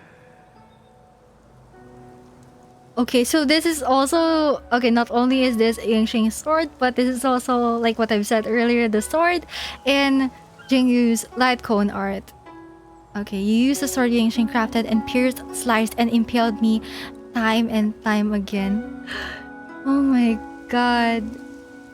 The swordplay used to slay our enemies of old is still engraved on this despicable shell. All I can do is watch my flesh become severed, healed, and restored. It's as if they're saying, Why did you and Imbibitor Lune commit such an unforgivable sin? Oh, No, they're voicing this no together. interest in my answer. Which is why I asked the question as you looked me straight in the eye. I've asked myself that same question infinite times, but was never able to find the answer. Why? Oh. Why is it that only the abominations can return time and time again? Oh my god, this is them when they were in their golden days. Oh, oh my god. We now have High Cloud, a complete we now have official art of the High Cloud Quintet members, all of them in one single frame. Oh my god. Okay, so alright, we have BAIHENG right here, and then okay, Jingliu, Jingyuan, Danfeng, and okay, my game is kind of lagging a bit.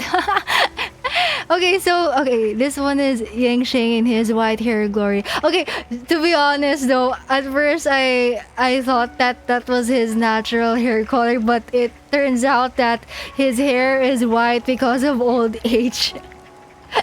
Also, I don't think I can tell what his eye color is right here, but in one of the trailers, his eyes were actually they look purple to me. Yeah, they look purple to me. But to other people, they look blue. So that's interesting. Yeah. Oh my god, my game is lagging. My game is lagging. I don't know why, but it lags every time at 12 a.m. Yeah, it'll be over soon. Why does someone like her have to be buried, burned to ash, and eventually forgotten? Why? Oh, I think this is I think this line implies, yeah, this is implying BAIHENG's fate. Yeah. In the end, you unleashed the final piercing blow and left both me and the sword in the withered grave. The miraculous thing is that in my brief moment of death, all the pain went away. Oh. In my brief moment of death, all the pain went away. Like when we drank to drown our sorrows. Okay, I just remembered about this. So we can see here in this art that Jingliu is pouring, maybe that's wine or something. Yeah, she's pouring some wine, and it's dripping all the way down to the ground. And if we recall, in Dan Heng's, in Imbibitor Lune Dan Heng's trailer, we saw that I'm referring to the 2D animated one, by the way. We saw that Dan Heng actually did this same thing here in the trailer. He also poured some wine and it dripped all the way to the ground. Yes. And if I remember correctly, it was also in Scalegorge Waterscape. Oh! Oh!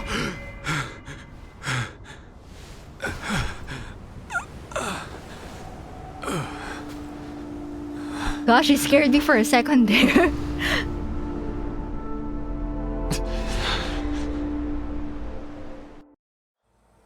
Okay, bid farewell to Jingliu. Wait, I wanna talk to the rest first. Wait. We gotta do some interviews. Oh, I can't talk to... No! wanna talk to them. Oh well, it's okay. It's okay. Gosh, it's such a shame that I can't take screenshots here using the in-game camera, but oh well. Oh well. Gosh. I wanted more. I wanted more. Okay, anyways, let's go talk to Jingliu.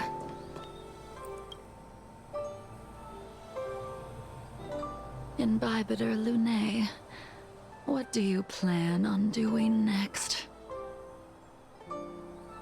Okay.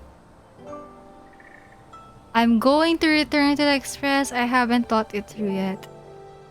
I'm gonna choose this one. I think our boy Dan Heng needs some time to process this. I haven't decided how I should confront all this. But I think I will continue my travels. The Express won't be able to carry you forever. Your friends all have burdens of their own, just as we did back then. I did think about giving up on revenge and letting go of everything when I fled the Luofu years ago. However, as time passed, it became more and more clear. It was like an old friend that accompanied me every passing day, always nagging in my ear. The memories of what I did when I was Mara-struck are deeply rooted. Since I am unable to rid myself of them, I decided to face them head-on in the end. Maybe when I witness the fall of the abundance, you and YINGXING will find true release. I wonder when that will be though. Goodbye, Imbibitor Lune. Because so far when it comes to the Trailblazers journey, it's much more focused on preparing them for the fight against the Aeon of Destruction. But so far, we've only been we don't really know much about what's gonna happen with upcoming conflicts involving the Aeon of Abundance. So yeah, it has only been mentioned in the previous patch, but other than that, we don't know what's gonna happen yet. So I am also really hoping that aside from Nanook, I really hope that we get to witness what's gonna happen to Yaoshi and also the other Aeons that we might be meeting in the future. Okay, let's go. We can talk to them. Yes. All right, Blade. She couldn't do it with her sword either. She still couldn't do it. Blade coldly looks at you. We have no choice but to continue the pursuit. This is the price the two of us must pay. Ooh. Okay, if you wish, I will see it through. I will see it through. Elio's script still requires you to stay alive. For now. Elio's script still requires you to stay alive. I don't oh my mind god. prolonging my vengeance. It might be more interesting that way. One-sided finding. Okay, we're gonna talk to Yanqing.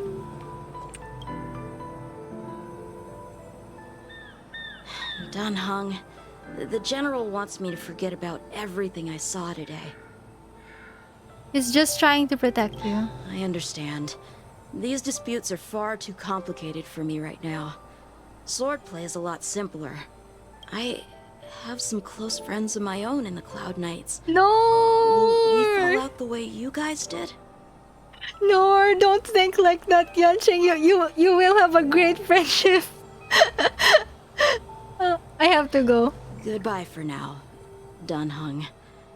I hope the next time we meet, it'll be under happier circumstances. But yeah, this might be a really huge dilemma for YUAN though, since especially he's next in line, maybe, when it comes to the general position. Oh my god.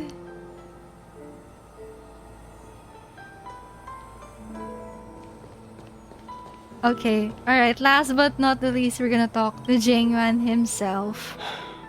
She's gone. All this must have seemed like a silly performance to someone newly reborn. But I am unable to prevent my old friends from taking sides against one another. Should I be responsible for Dan Feng's actions? Who you are is a question that only you can find the answer to. Even if the Preceptor's interference denied you a true rebirth. I have to go. Yes. It has been a long day for you, Dan Heng. Oh. Oh, their group chat. Is everything okay, Dan Heng? Stella and I heard you received an anonymous letter and we were worried, so we came here to check on you, but you weren't in the archives. Did that poker face Stellar and Hunter Blade give you any trouble, okay? I went to meet some old friends. Don't worry, I just stepped away for a bit to catch up with some old friends. Phew, that's a relief then. By the way, don't forget to head back to the Express earlier. Himiko said she made coffee for us. That doesn't sound good. Oh, we're already done. Oh. Also, I think it was mentioned in the patch notes that temporarily we won't be seeing some characters in the Astral Express when it comes to the companion side of things. Oh, we're back here. So I really wonder which characters are affected.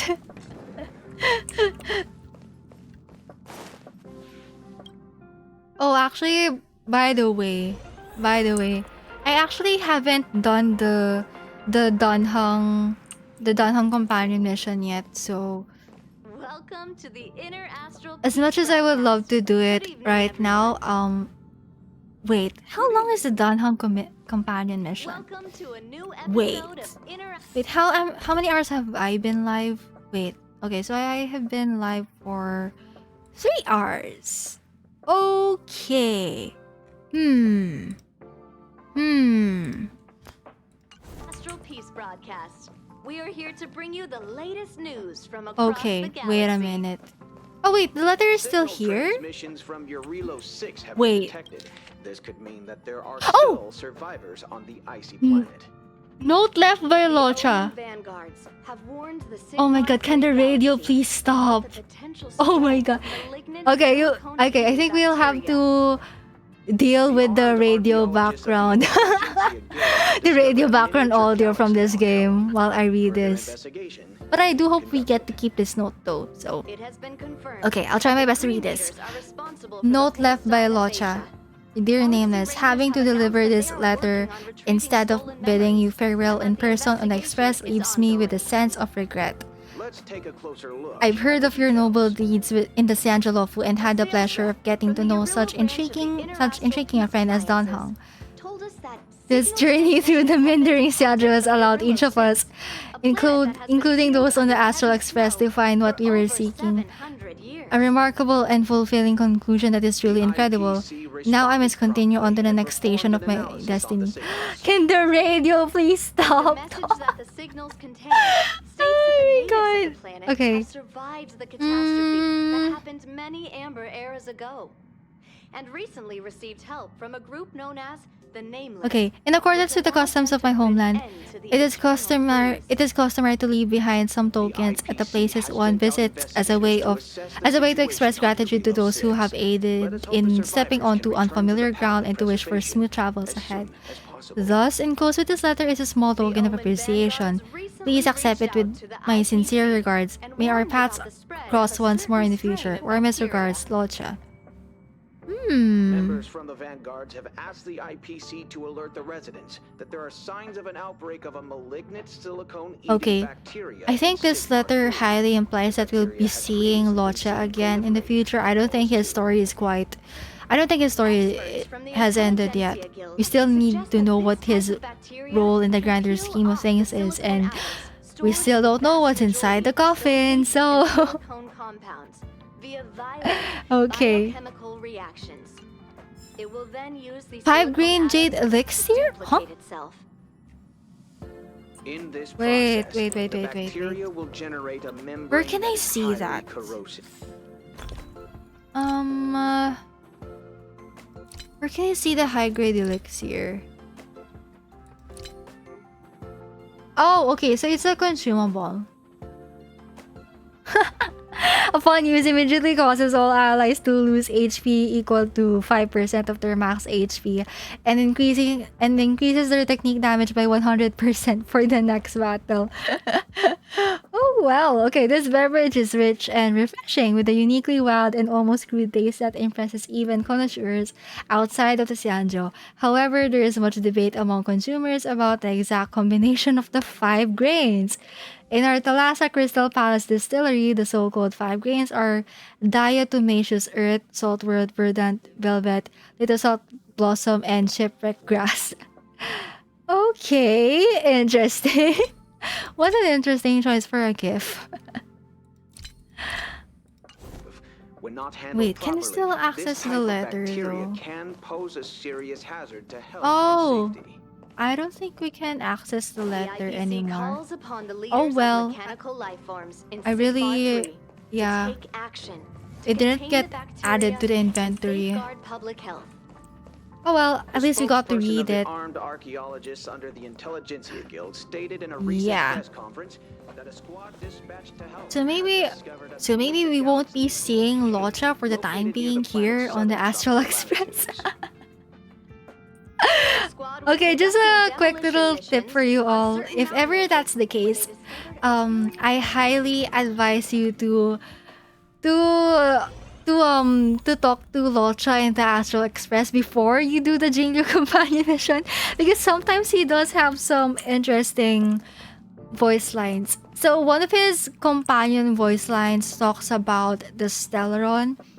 So basically what he said was that he can sense the Stellaron inside the Trailblazer's body, except that the Stellaron inside the Trailblazer doesn't have the same sort of, was it malice? Something like that. It doesn't have the same sort of sinister energy that the Stellarons usually have. Yeah, it was something like that. And if we think about it, we do know that Stellarons in general have the tendency to corrupt or distort someone's mind, and like what we saw in the Belobog mission. Yeah, especially if we take a look at Kokolia. Yes. But then there have been numerous instances wherein the Stellaron inside the Trailblazer did not corrupt the Trailblazer. In fact, it even helped the Trailblazer dream about certain memories that the other characters have, like what happened with Kokolia. Trailblazer was able to access some of Kokolia's older memories back when she was still a younger Supreme Guardian. And in that way, the Trailblazer was able to find out more about the backstory of Kokolia. Yes, basically what happened during the earlier parts of her reign in Belobog. So that's interesting. Okay, what time is it? So it's already 12? Yeah, it's already 12. Okay, I think I'm gonna I think I'm gonna wrap it all here because as much as I would love to do the DAN HENG Companion Mission afterwards, I do need to sleep right now. We do need to change the sleep schedule a bit. Yeah. Okay, so I really don't know when my next stream is gonna be, but in case I feel like streaming or have the free time to stream, I'll just announce it in Twitter and also in my YouTube community post. So yeah, because I still have some quests to do. So I think I still owe you I still owe you the Act 3 and Act 4 Genshin Archon quests. I still don't know when I'm gonna do them and how exactly I'm gonna pace them because Archon quests in general are very long, but we'll see. I'll just let you all know when I'm gonna do the Archon quests and yeah. And when it comes to companion missions, I wanna stream the Dan Heng and the March 7th companion missions back to back. Yeah. So we'll see when I can squeeze that in. And I also do know that we have the Belobog continuance mission, which involves Topaz, but I am right now I'm kinda I don't really know if I wanna stream that because I kinda wanna play it at my own time.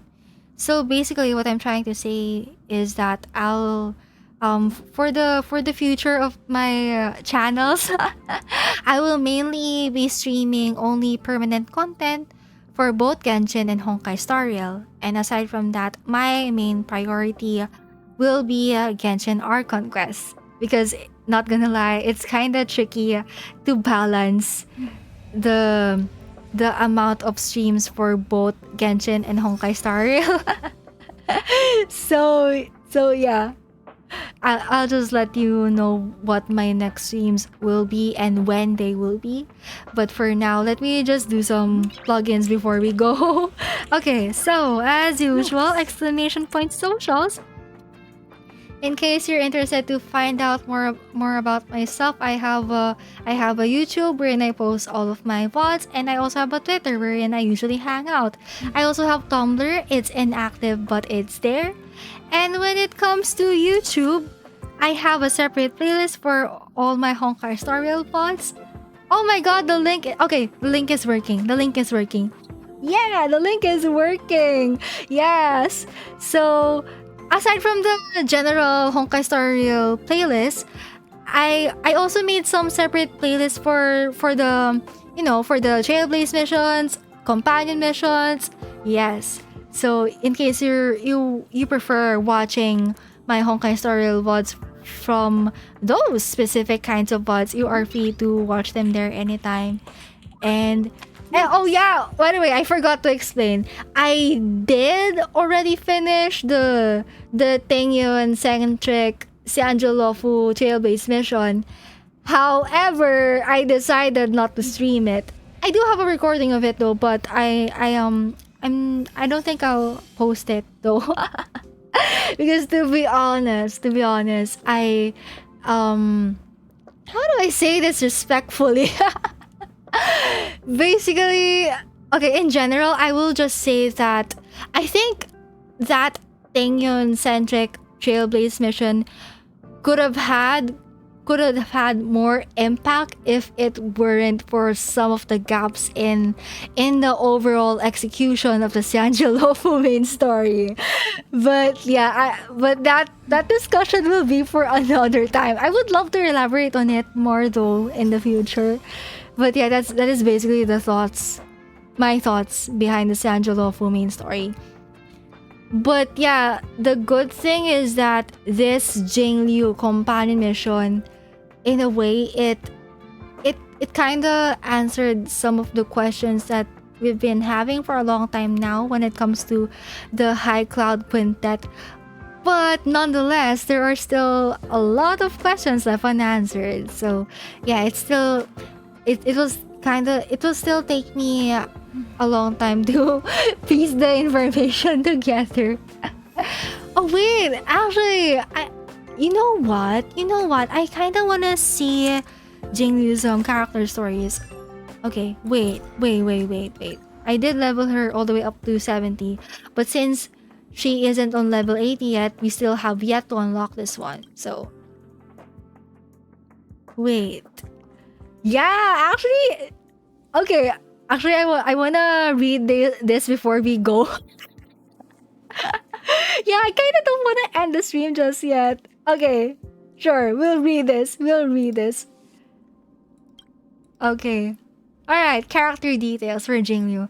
Former sword champion of the Luofu and the reason behind the Cloud Knight's mythical reputation of implacable might. Now her name has been wiped from the records and she is a traitor of the Xianzhou, walking on the fine line between sanity and Marastruck.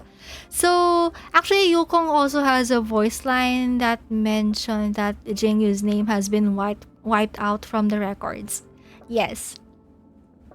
Character Story Part 1. A sword 3 feet and 7 inches in length that weighs nothing. It is not forged from any ordinary iron but condensed from a shaft of sharp eyes. It glows with a dim light as if it is a strand of moonlight held in the wielder's hand. A sword 3 feet and 7 inches in length weighing about 7 catties. Hold it in your hand and stab the sharp end towards the enemy. With a gentle flip of her hand, the woman in armor called her sword. As if alive, the sword leapt out of the weapon rack, sliding into her grasp and out of its sheath in one fell swoop. The blade then stabbed into the air beside the girl, humming intently. You got that yet? If so, go fight the most common war beast the Borsin use in their ground forces. Once you've killed 10 bloodshot war wyverns, I'll consider your first lesson completed. She remains silent, her eyes darting left and right. This was her first time stepping out of the ward since being rescued, and the first time ever in her life she had touched a weapon known as a sword. Oh, this is way back.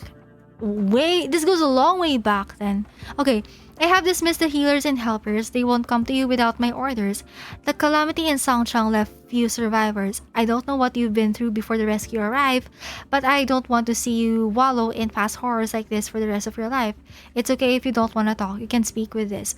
Okay, so back in YINGXING's companion mission, Jingliu actually mentioned that she came from the Xianzhou Songchang, which is one of the older Xianzhou ships. Yes. You can use this to vanquish the monsters that took everything from us. There are now few things as wondrous as this left in the world. The woman in armor remained composed, her gaze cast onto the longsword by the girl's side. The mirror-like blade showed her reflection. Then a swarm of razor shards swirled up in a tempest, dragging the girl into her path. In the dimly lit sky, the demonic planet named Rahu was wailing and singing, hurling towards everyone with lands and mountains ablaze. Oh, this is a new planet, I think. On the streets, people were screaming, writhing, and rolling in apocalyptic despair as the golden tendrils sprouted and grew feverishly in every orifice of theirs. She watched everything unfold, paralyzed. Her organs felt like they were boiling. Something suddenly surged and churned in her core essay. Wait, I think this term essay, I think BAILU mentioned this a while ago during the companion quest. Like a ripe wheat grain about to burst out of its husk and swell to infinity, the mountains hurling towards her face made her realize she was but a mayfly, about to perish at the mere flick of an emanator's fingertip. In that split moment, before death claimed her, she grabbed the only thread she could hang by, a sword 3 feet and 7 inches in length, weighing about 7 catties. Wow. Oh, okay, this is another sword. A sword 6 feet and 5 inches in length, weighing 14 catties. This is a Cloud Knight grade sword that must be wielded with both hands. Its edge contains enchanted fire that can split open the Mechabeast's inert armor at the moment of contact. There are 12 flying swords providing support connected into her spinal meridian. From the acupuncture points of the Dashu to Yaoyangguan, she needed only to think for these swords to instantly span out like a blistering storm. This kind of reminds me of YINGXING's flying swords. She was still unfamiliar with the way of the sword. She still had lots to learn. The woman in armor had no time to teach her more before the woman was tasked with leading the army on the field. Therefore, the girl's second lesson is to be learned on the battlefield. Taught by the enemies, she would fall. Stab is easy, but swift monsters won't run into the sword's tip on their own or let the girl execute them. That is how she learned slash. Entangle is next. Against monsters with overwhelming strength, the girl learned how to parry with the back of the sword to deflect enemy attacks. She believed she had learned enough of the sword and therefore leapt onto the mecha beast Warpon Gigantes that dwarfed her at least 10 times over. She broke all the swords she brought with her and only managed to leave a few dozen cuts on the opponent's gigantic body. She was whacked away by an enormous hand. Lying in the blood-soaked mud of the battlefield, she was once again swallowed by horror. In that split moment before death claimed her, she finally understood that even the art of swordplay had its limits. An arrow filled with blazing fire blew off the gigante's head. Get up, the woman in armor looked at her. I don't want to learn the sword anymore. It's useless. Useless? It's pretty useful in my hands. It is the wielder who was useless. If you don't learn the sword, what do you want to learn?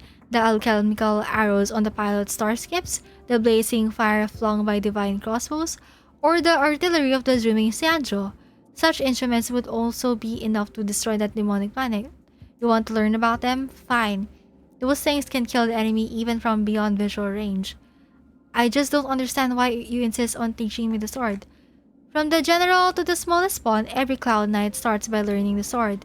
The various constructs provided by the Artisanship Commission can certainly kill the enemy for you, but those deeds are the merit of the material rather than the person. If there comes a day that the quivers run empty, that the starships crash, that the aromatons freeze, who will protect you and I then? Who will protect the Xianzhou? Hold this sword. Remember, it would not be a true fight for humanity if Cloud Knights didn't wield swords and march into the battlefield themselves. Rather than letting Ingenia do the work for us, we will show our final victory to those inhuman abominations by our own blood and prowess. Okay, she kinda has a point right there. The woman in armor turned and departed, leaving the girl and the broken sword in the training room. A sword, 2 feet and 1 inch in length, only its broken fragments remained. Ooh. Okay, part 3. A sword, 5 feet in length, weighing as heavy as 3,000 catties. The ebony blade simmers with a sanguine sheen. The sword was forged from the non-stop tempering of the extraterrestrial ores, a complete deviation from conventional weaponry. Untamed and unyielding, the mirrored sword mirrored the defiance and hubris of its short-lived species creator. Once, she had only swords as her companions, but now she found herself with many friends. The day she was crowned as the sword champion, the craftsman attended the ceremony in a black garb and cast out the sword he bore.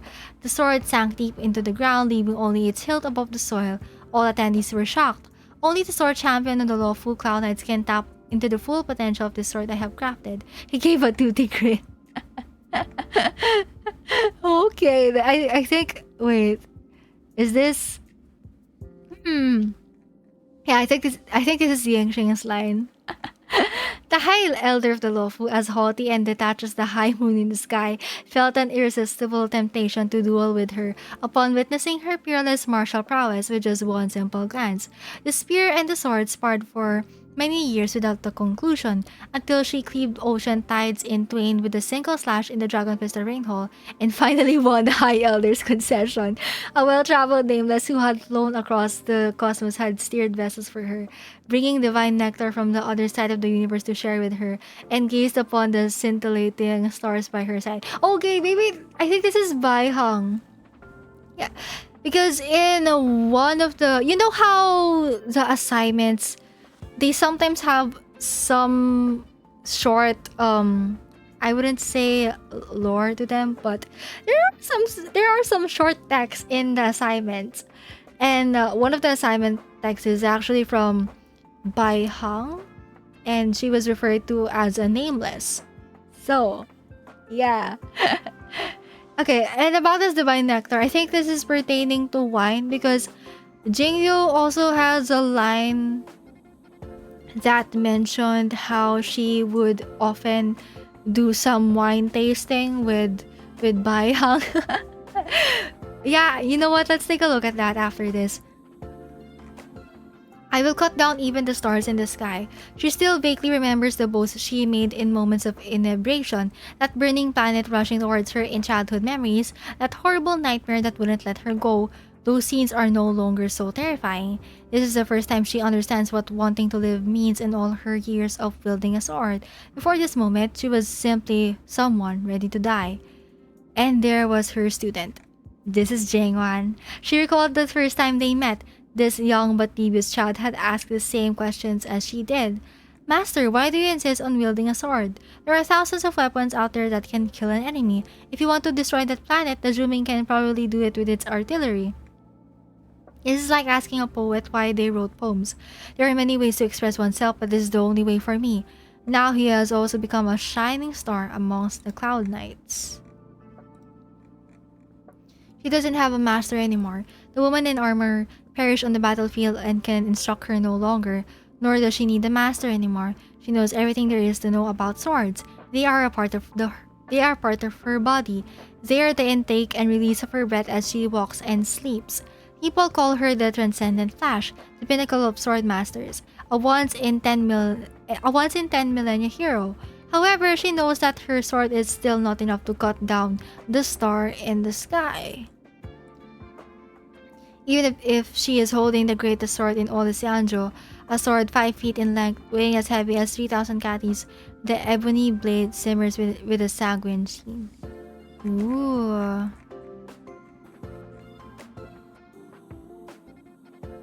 So yeah, this is a sword that Blade made for her. Okay, so since we haven't unlocked this yet, I think... Let me see if I can go show the wiki. Wait. Supposed to be in times like this, I would share my browser screen, but... Okay, I'm gonna do something different now.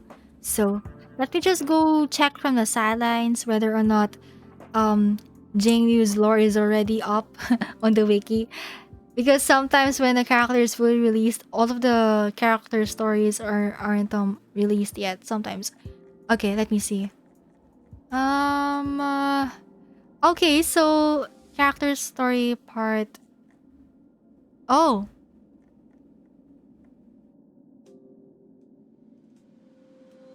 Okay, so part 4 is already up, I think. All right, let me see. I'm gonna show screenshots of this. Okay, so let me just go screenshot and then show it on screen for you. Okay, new. Okay, just give me a few minutes. Just doing some things from the sidelines. Okay. Okay. This is one screenshot down. Okay, I need another one. Okay, there you go.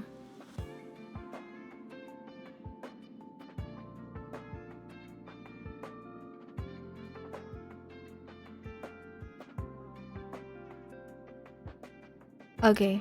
Alright, I'll show the screenshots in a bit. Okay. That would be... Okay, wait. Wait, I'm just gonna try to find the file. Where is it? Okay, there you go. Alright, let me see. Oh! Oh my god, that is so huge! Wait. Wait.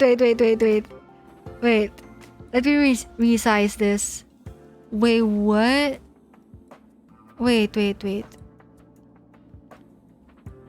Wait! It's not... Huh? Okay. Looks like I can resize this. Okay, good. There we go. Yeah, we're doing this manually. Oh, wait. Resizing. Okay, there we go. That should be the first part of the character story part 4. Okay, alright. Without further ado, let me read this. Okay. A sword. 5 feet in length. Weighing as heavy as 3,000 catties. The ebony blade is covered in cracks and the tip is broken and lost. Amid the countless wars, she wielded the sword and alongside her comrades and disciple, battled her way into the vast ship, decapitating the wolf-like head of the Borisin Warmutar. She also climbed the sky-piercing flying citadel, shredding off the feathers of the feather guards. She fought the iron cavalry of the... I don't really know how to pronounce this, but I'll just say it as Huan, sealing all the riders of the six-legged steeds in the prison. Whichever way her sword pointed, no abomination can escape that or imprisonment. She had never expected she would point this sword at her lifelong friend. She gasped, barely holding her wounded body together. Far away, deeper in the delve, there came the anguished roar of a dragon as if a cry seeking deliverance. She watches as the arrogant craftsman falls into the mud and walks up to him like a wraith. I should kill you first, but you will have your own torment to bear for all eternity. She points the broken sword at the High Elder. Impossible, the Preceptor said. The blood of my race and the soul of my ancestors should have created another High Elder. All this, it shouldn't be like this. If your death can return everything to how it was, I would do it. But you need to tell me that dragon's weak point right now. The top of its head. Okay, let me go show the next part of the screenshot. So it would be this one. There we go. Oh, the half-draconic abomination swims through the air in blast of lightning. Its body, enough to swallow the very horizons, sunders yet another floating isle. Its walls are loud as the clamors of 1,000 swords clashing. She feels her core essence boiling. Like a ripe wheat grain about to erupt out of its casing and swell eternally. She sees herself trapped in childhood nightmares again. The ominous planet is swallowing her overhead, and she, but an insect, cannot even struggle. The woman tears off a spread of black silk from the edge of her skirt and covers her eyes. Her blindfold! The thunder strikes. She leaps up with her sword towards the draconic abomination. In an illusion that feels half like a dream and half like reality, she feels her flesh has finally transcended in its limits and has started to disintegrate. There are restraints binding her like strings, tightly wrapped around her limbs and organs, slicing apart her final shreds of self-consciousness bit by bit. Suddenly, she hears those words, I will cut down even the stars in the sky. At that moment, she finally grasps the sword she has been seeking all this time. It is a sword that can transcend all restrictions. It is a sword she has been familiar with for years. It is not forged from any ordinary iron, but condensed from a shaft of sharp eyes. It glows with a dim light as if it is a strand of moonlight held in the wielder's hand. A sword, 3 feet and 7 inches in length and weighs nothing. So this is the ice sword that we see in her combat animations. Interesting. I really love how each part of her character story starts off with they basically all started off with a description about the sword that she was using at the time.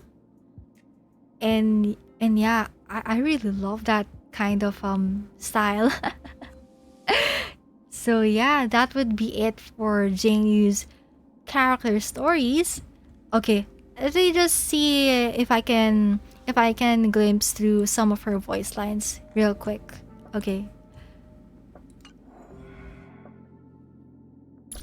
Okay, voice lines. Okay, I want to start with this one about BAIHENG. We talked about the stars we flew past, the views we saw together, and the dangers we escaped. But I can't remember the details. The things we said and did together have all been shrouded in a layer of mist. A mist I cannot see through. And it's even bittersweet to think that that in Jingliu's memories, BAIHENG was smiling at her. Oh my god. Oh, about that, let me go take a look at the hobbies because this one is really interesting. Let me think.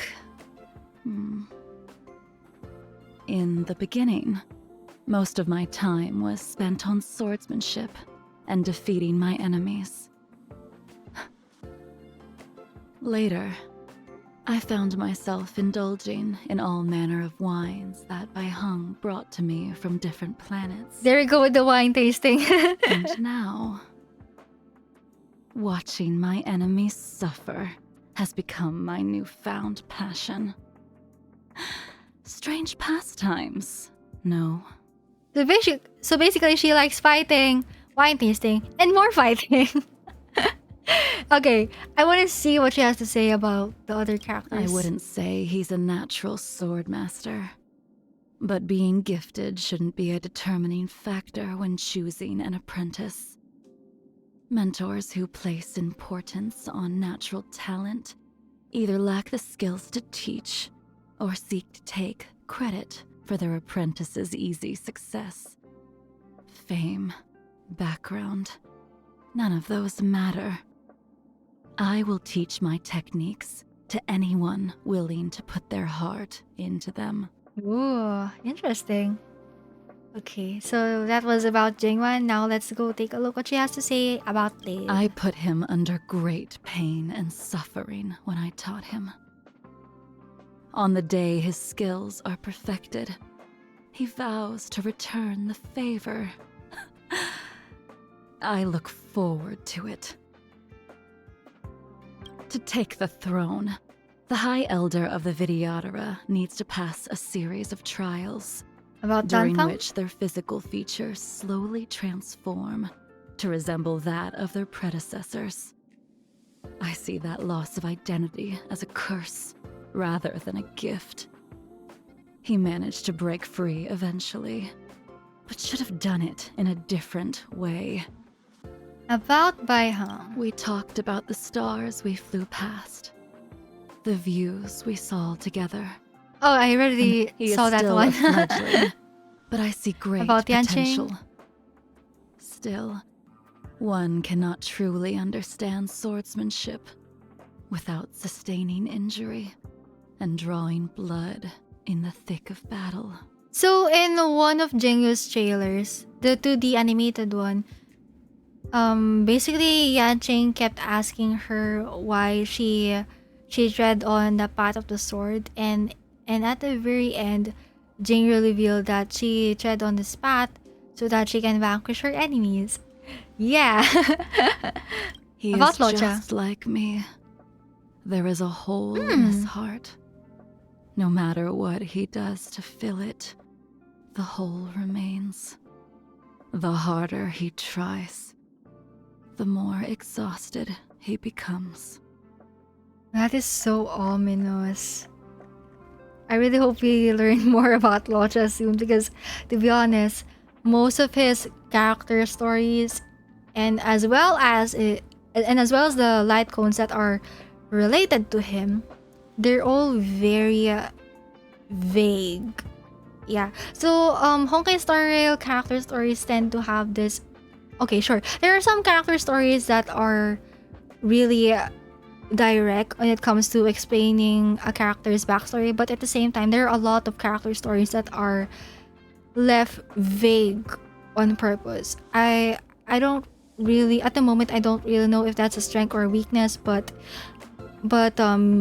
maybe this sort of vague form of writing, maybe it was intentional, and maybe the developers wrote that in such a way that the remaining parts of a character's journey will still be unfolded through quest. Yeah, through quest. Okay. I wanna see what she says about Sangchang. The Sangchang was once the most bustling of Xianzhou ships, a place I called home. But when it was devoured by an incarnosphere, bred by the plague's author, the long-life species had to face the truth that their lives were but a grain of sand in the river of time. Ooh. Okay, I want to know about the blindfold. I have already surpassed my limits and may soon succumb to the influence of Mara. But given the choice between staring into the abyss with a troubled mind and marching forward blindfolded, I choose the latter. So basically, the solution that she was talking about earlier, it's not really. I think there are still limits to that solution. Because basically, in order to keep her sanity, she had to maintain her hatred, the hatred that she has for her past. Okay, let's see the Flora Ephemeral Sword. Techniques relying solely on the physical form are but second-rate disciplines. Similarly, swords forged with mortal steel don't serve me well. I have stolen a sliver of moonlight that can shine over the earthly world. A sword I control with ease. So this was the last sword in her last character story that we read a while ago. I have stolen a sliver of moonlight that can shine over the earthly world. A sword I can control with ease. Ooh, that's... Yeah, you know what? I've actually been wondering for a long time now why she's so heavily associated with the moon, but now we have it. Now we have it. A sliver of moonlight. Ooh. That's so cool though. Like how on earth did she get a sliver of moonlight? It must have Fame taken is quite like a the lot of work clouds, to do. fleeting and elusive. I am viewed as a sinner in the eyes of the Ten Lords Commission, and the Xianzhou has erased my name from its memory. So be it. A sword cuts with its edge, not its name.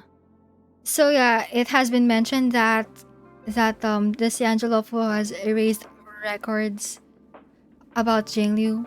However, there is one loophole though, because actually Jingliu is also referred to as the previous sword champion. Yes, and yeah, actually, Yanqing is aware about the existence of the previous sword champion, but he doesn't know that it's Jingliu. Yeah, he doesn't know it's her. So yeah, I guess that info was also omitted, maybe. And also, when you think about it, so she's referred to as the previous sword champion winner, right? Sword, yeah. I am messing up my words today. Anyways, so with that sword related title, it made me realize that if we connect this with how there's a sword description in every character story that she has in her character profile, it kind of almost feels like Jingliu is mostly remembered through swordsmanship.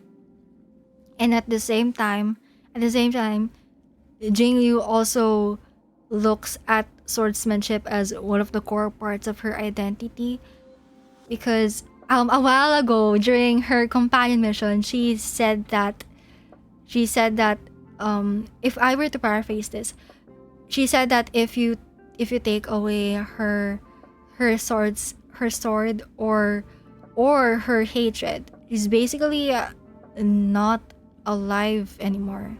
It's basically those two things that's still keeping her sane and alive. So yeah, that is so sad. That is so sad. Oh my god. Okay. Alright, let's see this parting. The universe is vast. Will we meet again as friend or foe? Dead or alive? Okay, I want to see annoyances. A sword in my hand. Not but a needle compared with the heavenly bodies. How can I use it to cut open a star?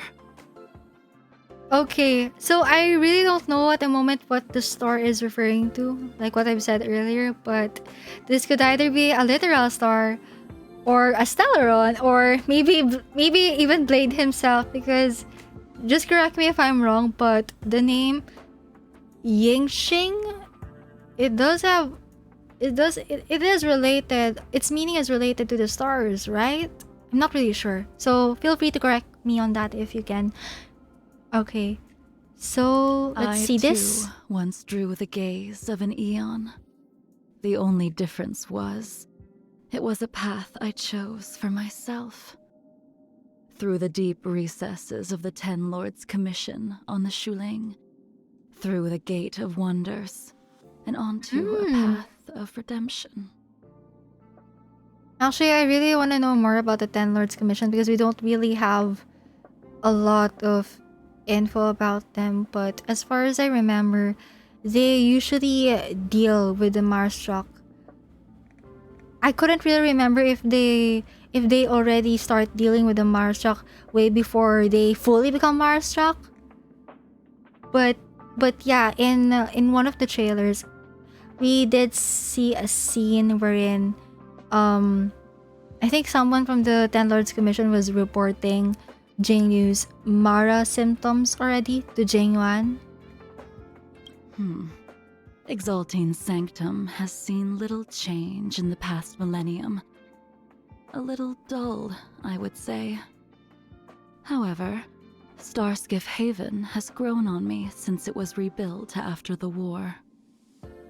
Okay, so we have 2 more voice lines left. I really did leave the first meeting and greeting for last, huh? To the Xianzhou, I am but an abandoned pawn, a wandering swordmaster. If you wish to avoid trouble, pretend we never met. Greeting. Let's forego the pleasantries. Okay, nothing much here. What do you want? Nothing much here. Okay. So that would be it for Jingliu's voice lines and character stories. Wait, actually, does her LIGHTCONE have anything to say? Wait, let me go double check. LIGHTCONE. Where is it? I need a destruction one. Okay, this one.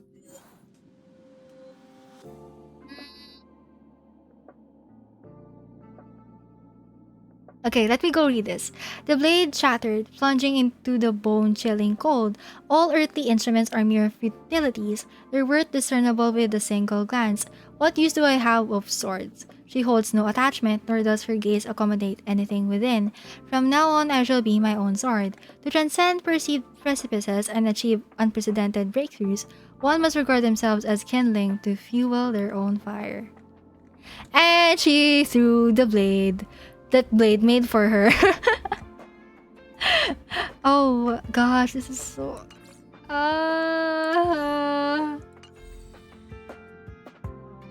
Okay, I think at some point I would love to read the other High Cloud Quintet character stories on stream because I know that I've read imaginary DAN HENG's character stories before, but I do need a refresher though.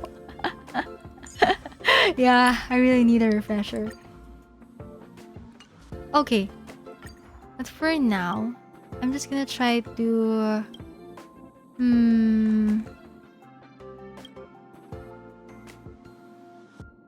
Okay, I wanna read character story parts 3 and 4. Just due to the Jingliu related stuff here. And also the High Cloud Quintet stuff. Okay, so... Okay, I believe part 3... Yeah, this is the part with Jingliu.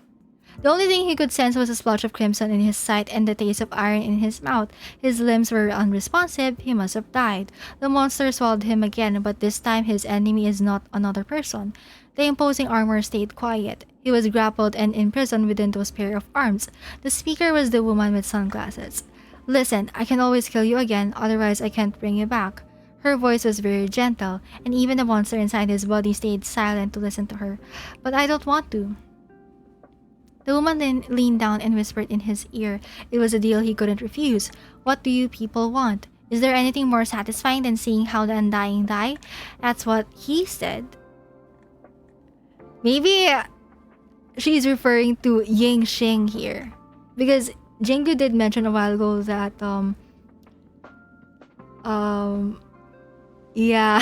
Wait, we did get a YINGXING line earlier about him about his distaste through his distaste towards the long life species. Yeah. The giant armor loosened its arms. Destiny was ahead, and he will be leaving with them. Listen, Blady, loosen up. Listen, don't think about anything at all. He nodded.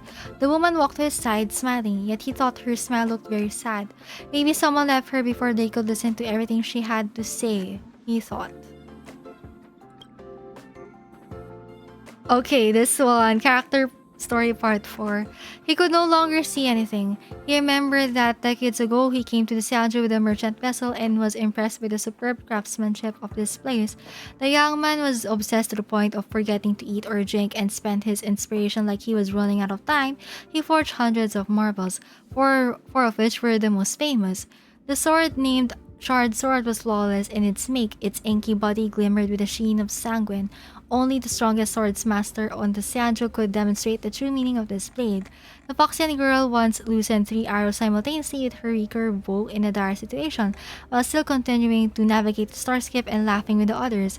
The black-haired man with dragon horns used his water manipulation abilities to rejuvenate his allies, and in the next moment he bound the water upon his spear and used it to run his enemies through. There was also the boy who kept bickering with him. Yet the moment the youth saw the devastator glaive, he grabbed it and never wished to part with it. Now, Blank had died, his first and only death. However, he was still here, his youth-like brain churning and thinking for all eternity. He thought about his hands that were no longer dexterous, the hands that could no longer forge another weapon. Oh shucks, that is so sad. But none of this mattered to him. From this moment on, that body will be the one and only blade. Oh my god.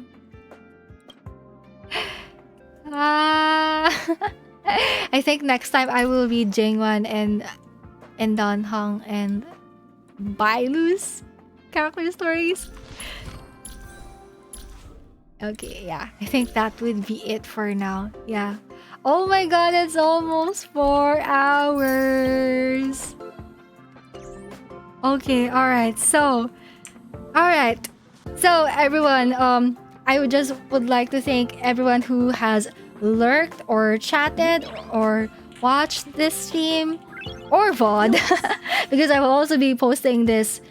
I will also be posting the VOD of the stream on YouTube. I just don't know when, but I will try my best to upload it ASAP and add timestamps if ever. But yeah, I'll just let you all know when my next stream will be, in case I have free time or if I'm in the mood to stream. And yeah, and that would be all for today. I actually, I think I need to continue my plugins from earlier. I already plugged in my socials earlier, so let me just plug in the... Oh, I already plugged the VODs, right? Yeah, but let me just send it again, just in case. So yeah, I have a playlist for Honkai Story VODs and as well as my Genshin VODs if you're also interested in my Genshin stuff. And like what I've said earlier, this is my current stream schedule. From now on, okay, there we go. Current stream schedule. Irregular stream schedules at 9 PM GMT plus 8 for now. Schedules will be announced via Twitch, YouTube, and Twitter. So yeah, this will be my new stream schedule. Yeah, TLDR, I will only stream when I have free time because university has been very busy. I am actually in a very, very, very short vacation right now, but still, I don't know if I'll have another stream after this within this very short vacation. I'll just let you know. And yeah, and once again, I really appreciate all of you coming here. Not gonna lie, I was really nervous on how this stream is gonna turn out. Like, sure, I am really nervous on how my Jingliu polls will go, but at the same time, I was also nervous on the outcome of this stream because, as you know, I haven't streamed in almost 2 months. The last stream I had was on August 20, I believe, and in that stream I had a very long stream featuring the Melusine World Quest in Genshin. So yeah, that was quite a long time ago. So yeah, I hope you bear with me in this new irregular stream schedule. But yeah, I really do hope that I'll be able to figure out what's gonna happen to my Twitch and YouTube because I really do enjoy streaming. It has been it has been really fun for me. Yes, and I just really didn't expect to experience so many streams and milestones in this year. Yeah. So yes, I really do appreciate whatever support you've given me throughout this year. Yes. Okay. Anyways, see you all next time. I'll just let you know if it will be a Honkai Star Rail or Genshin stream. But yeah, bye bye everyone. Thank you so much for coming. I will just be playing some outro music to send you all off. So good night, good morning, good afternoon, wherever you are in the world. And to those of you who are in my time zone, please go to sleep. We need to sleep. Bye everyone. Have a good rest.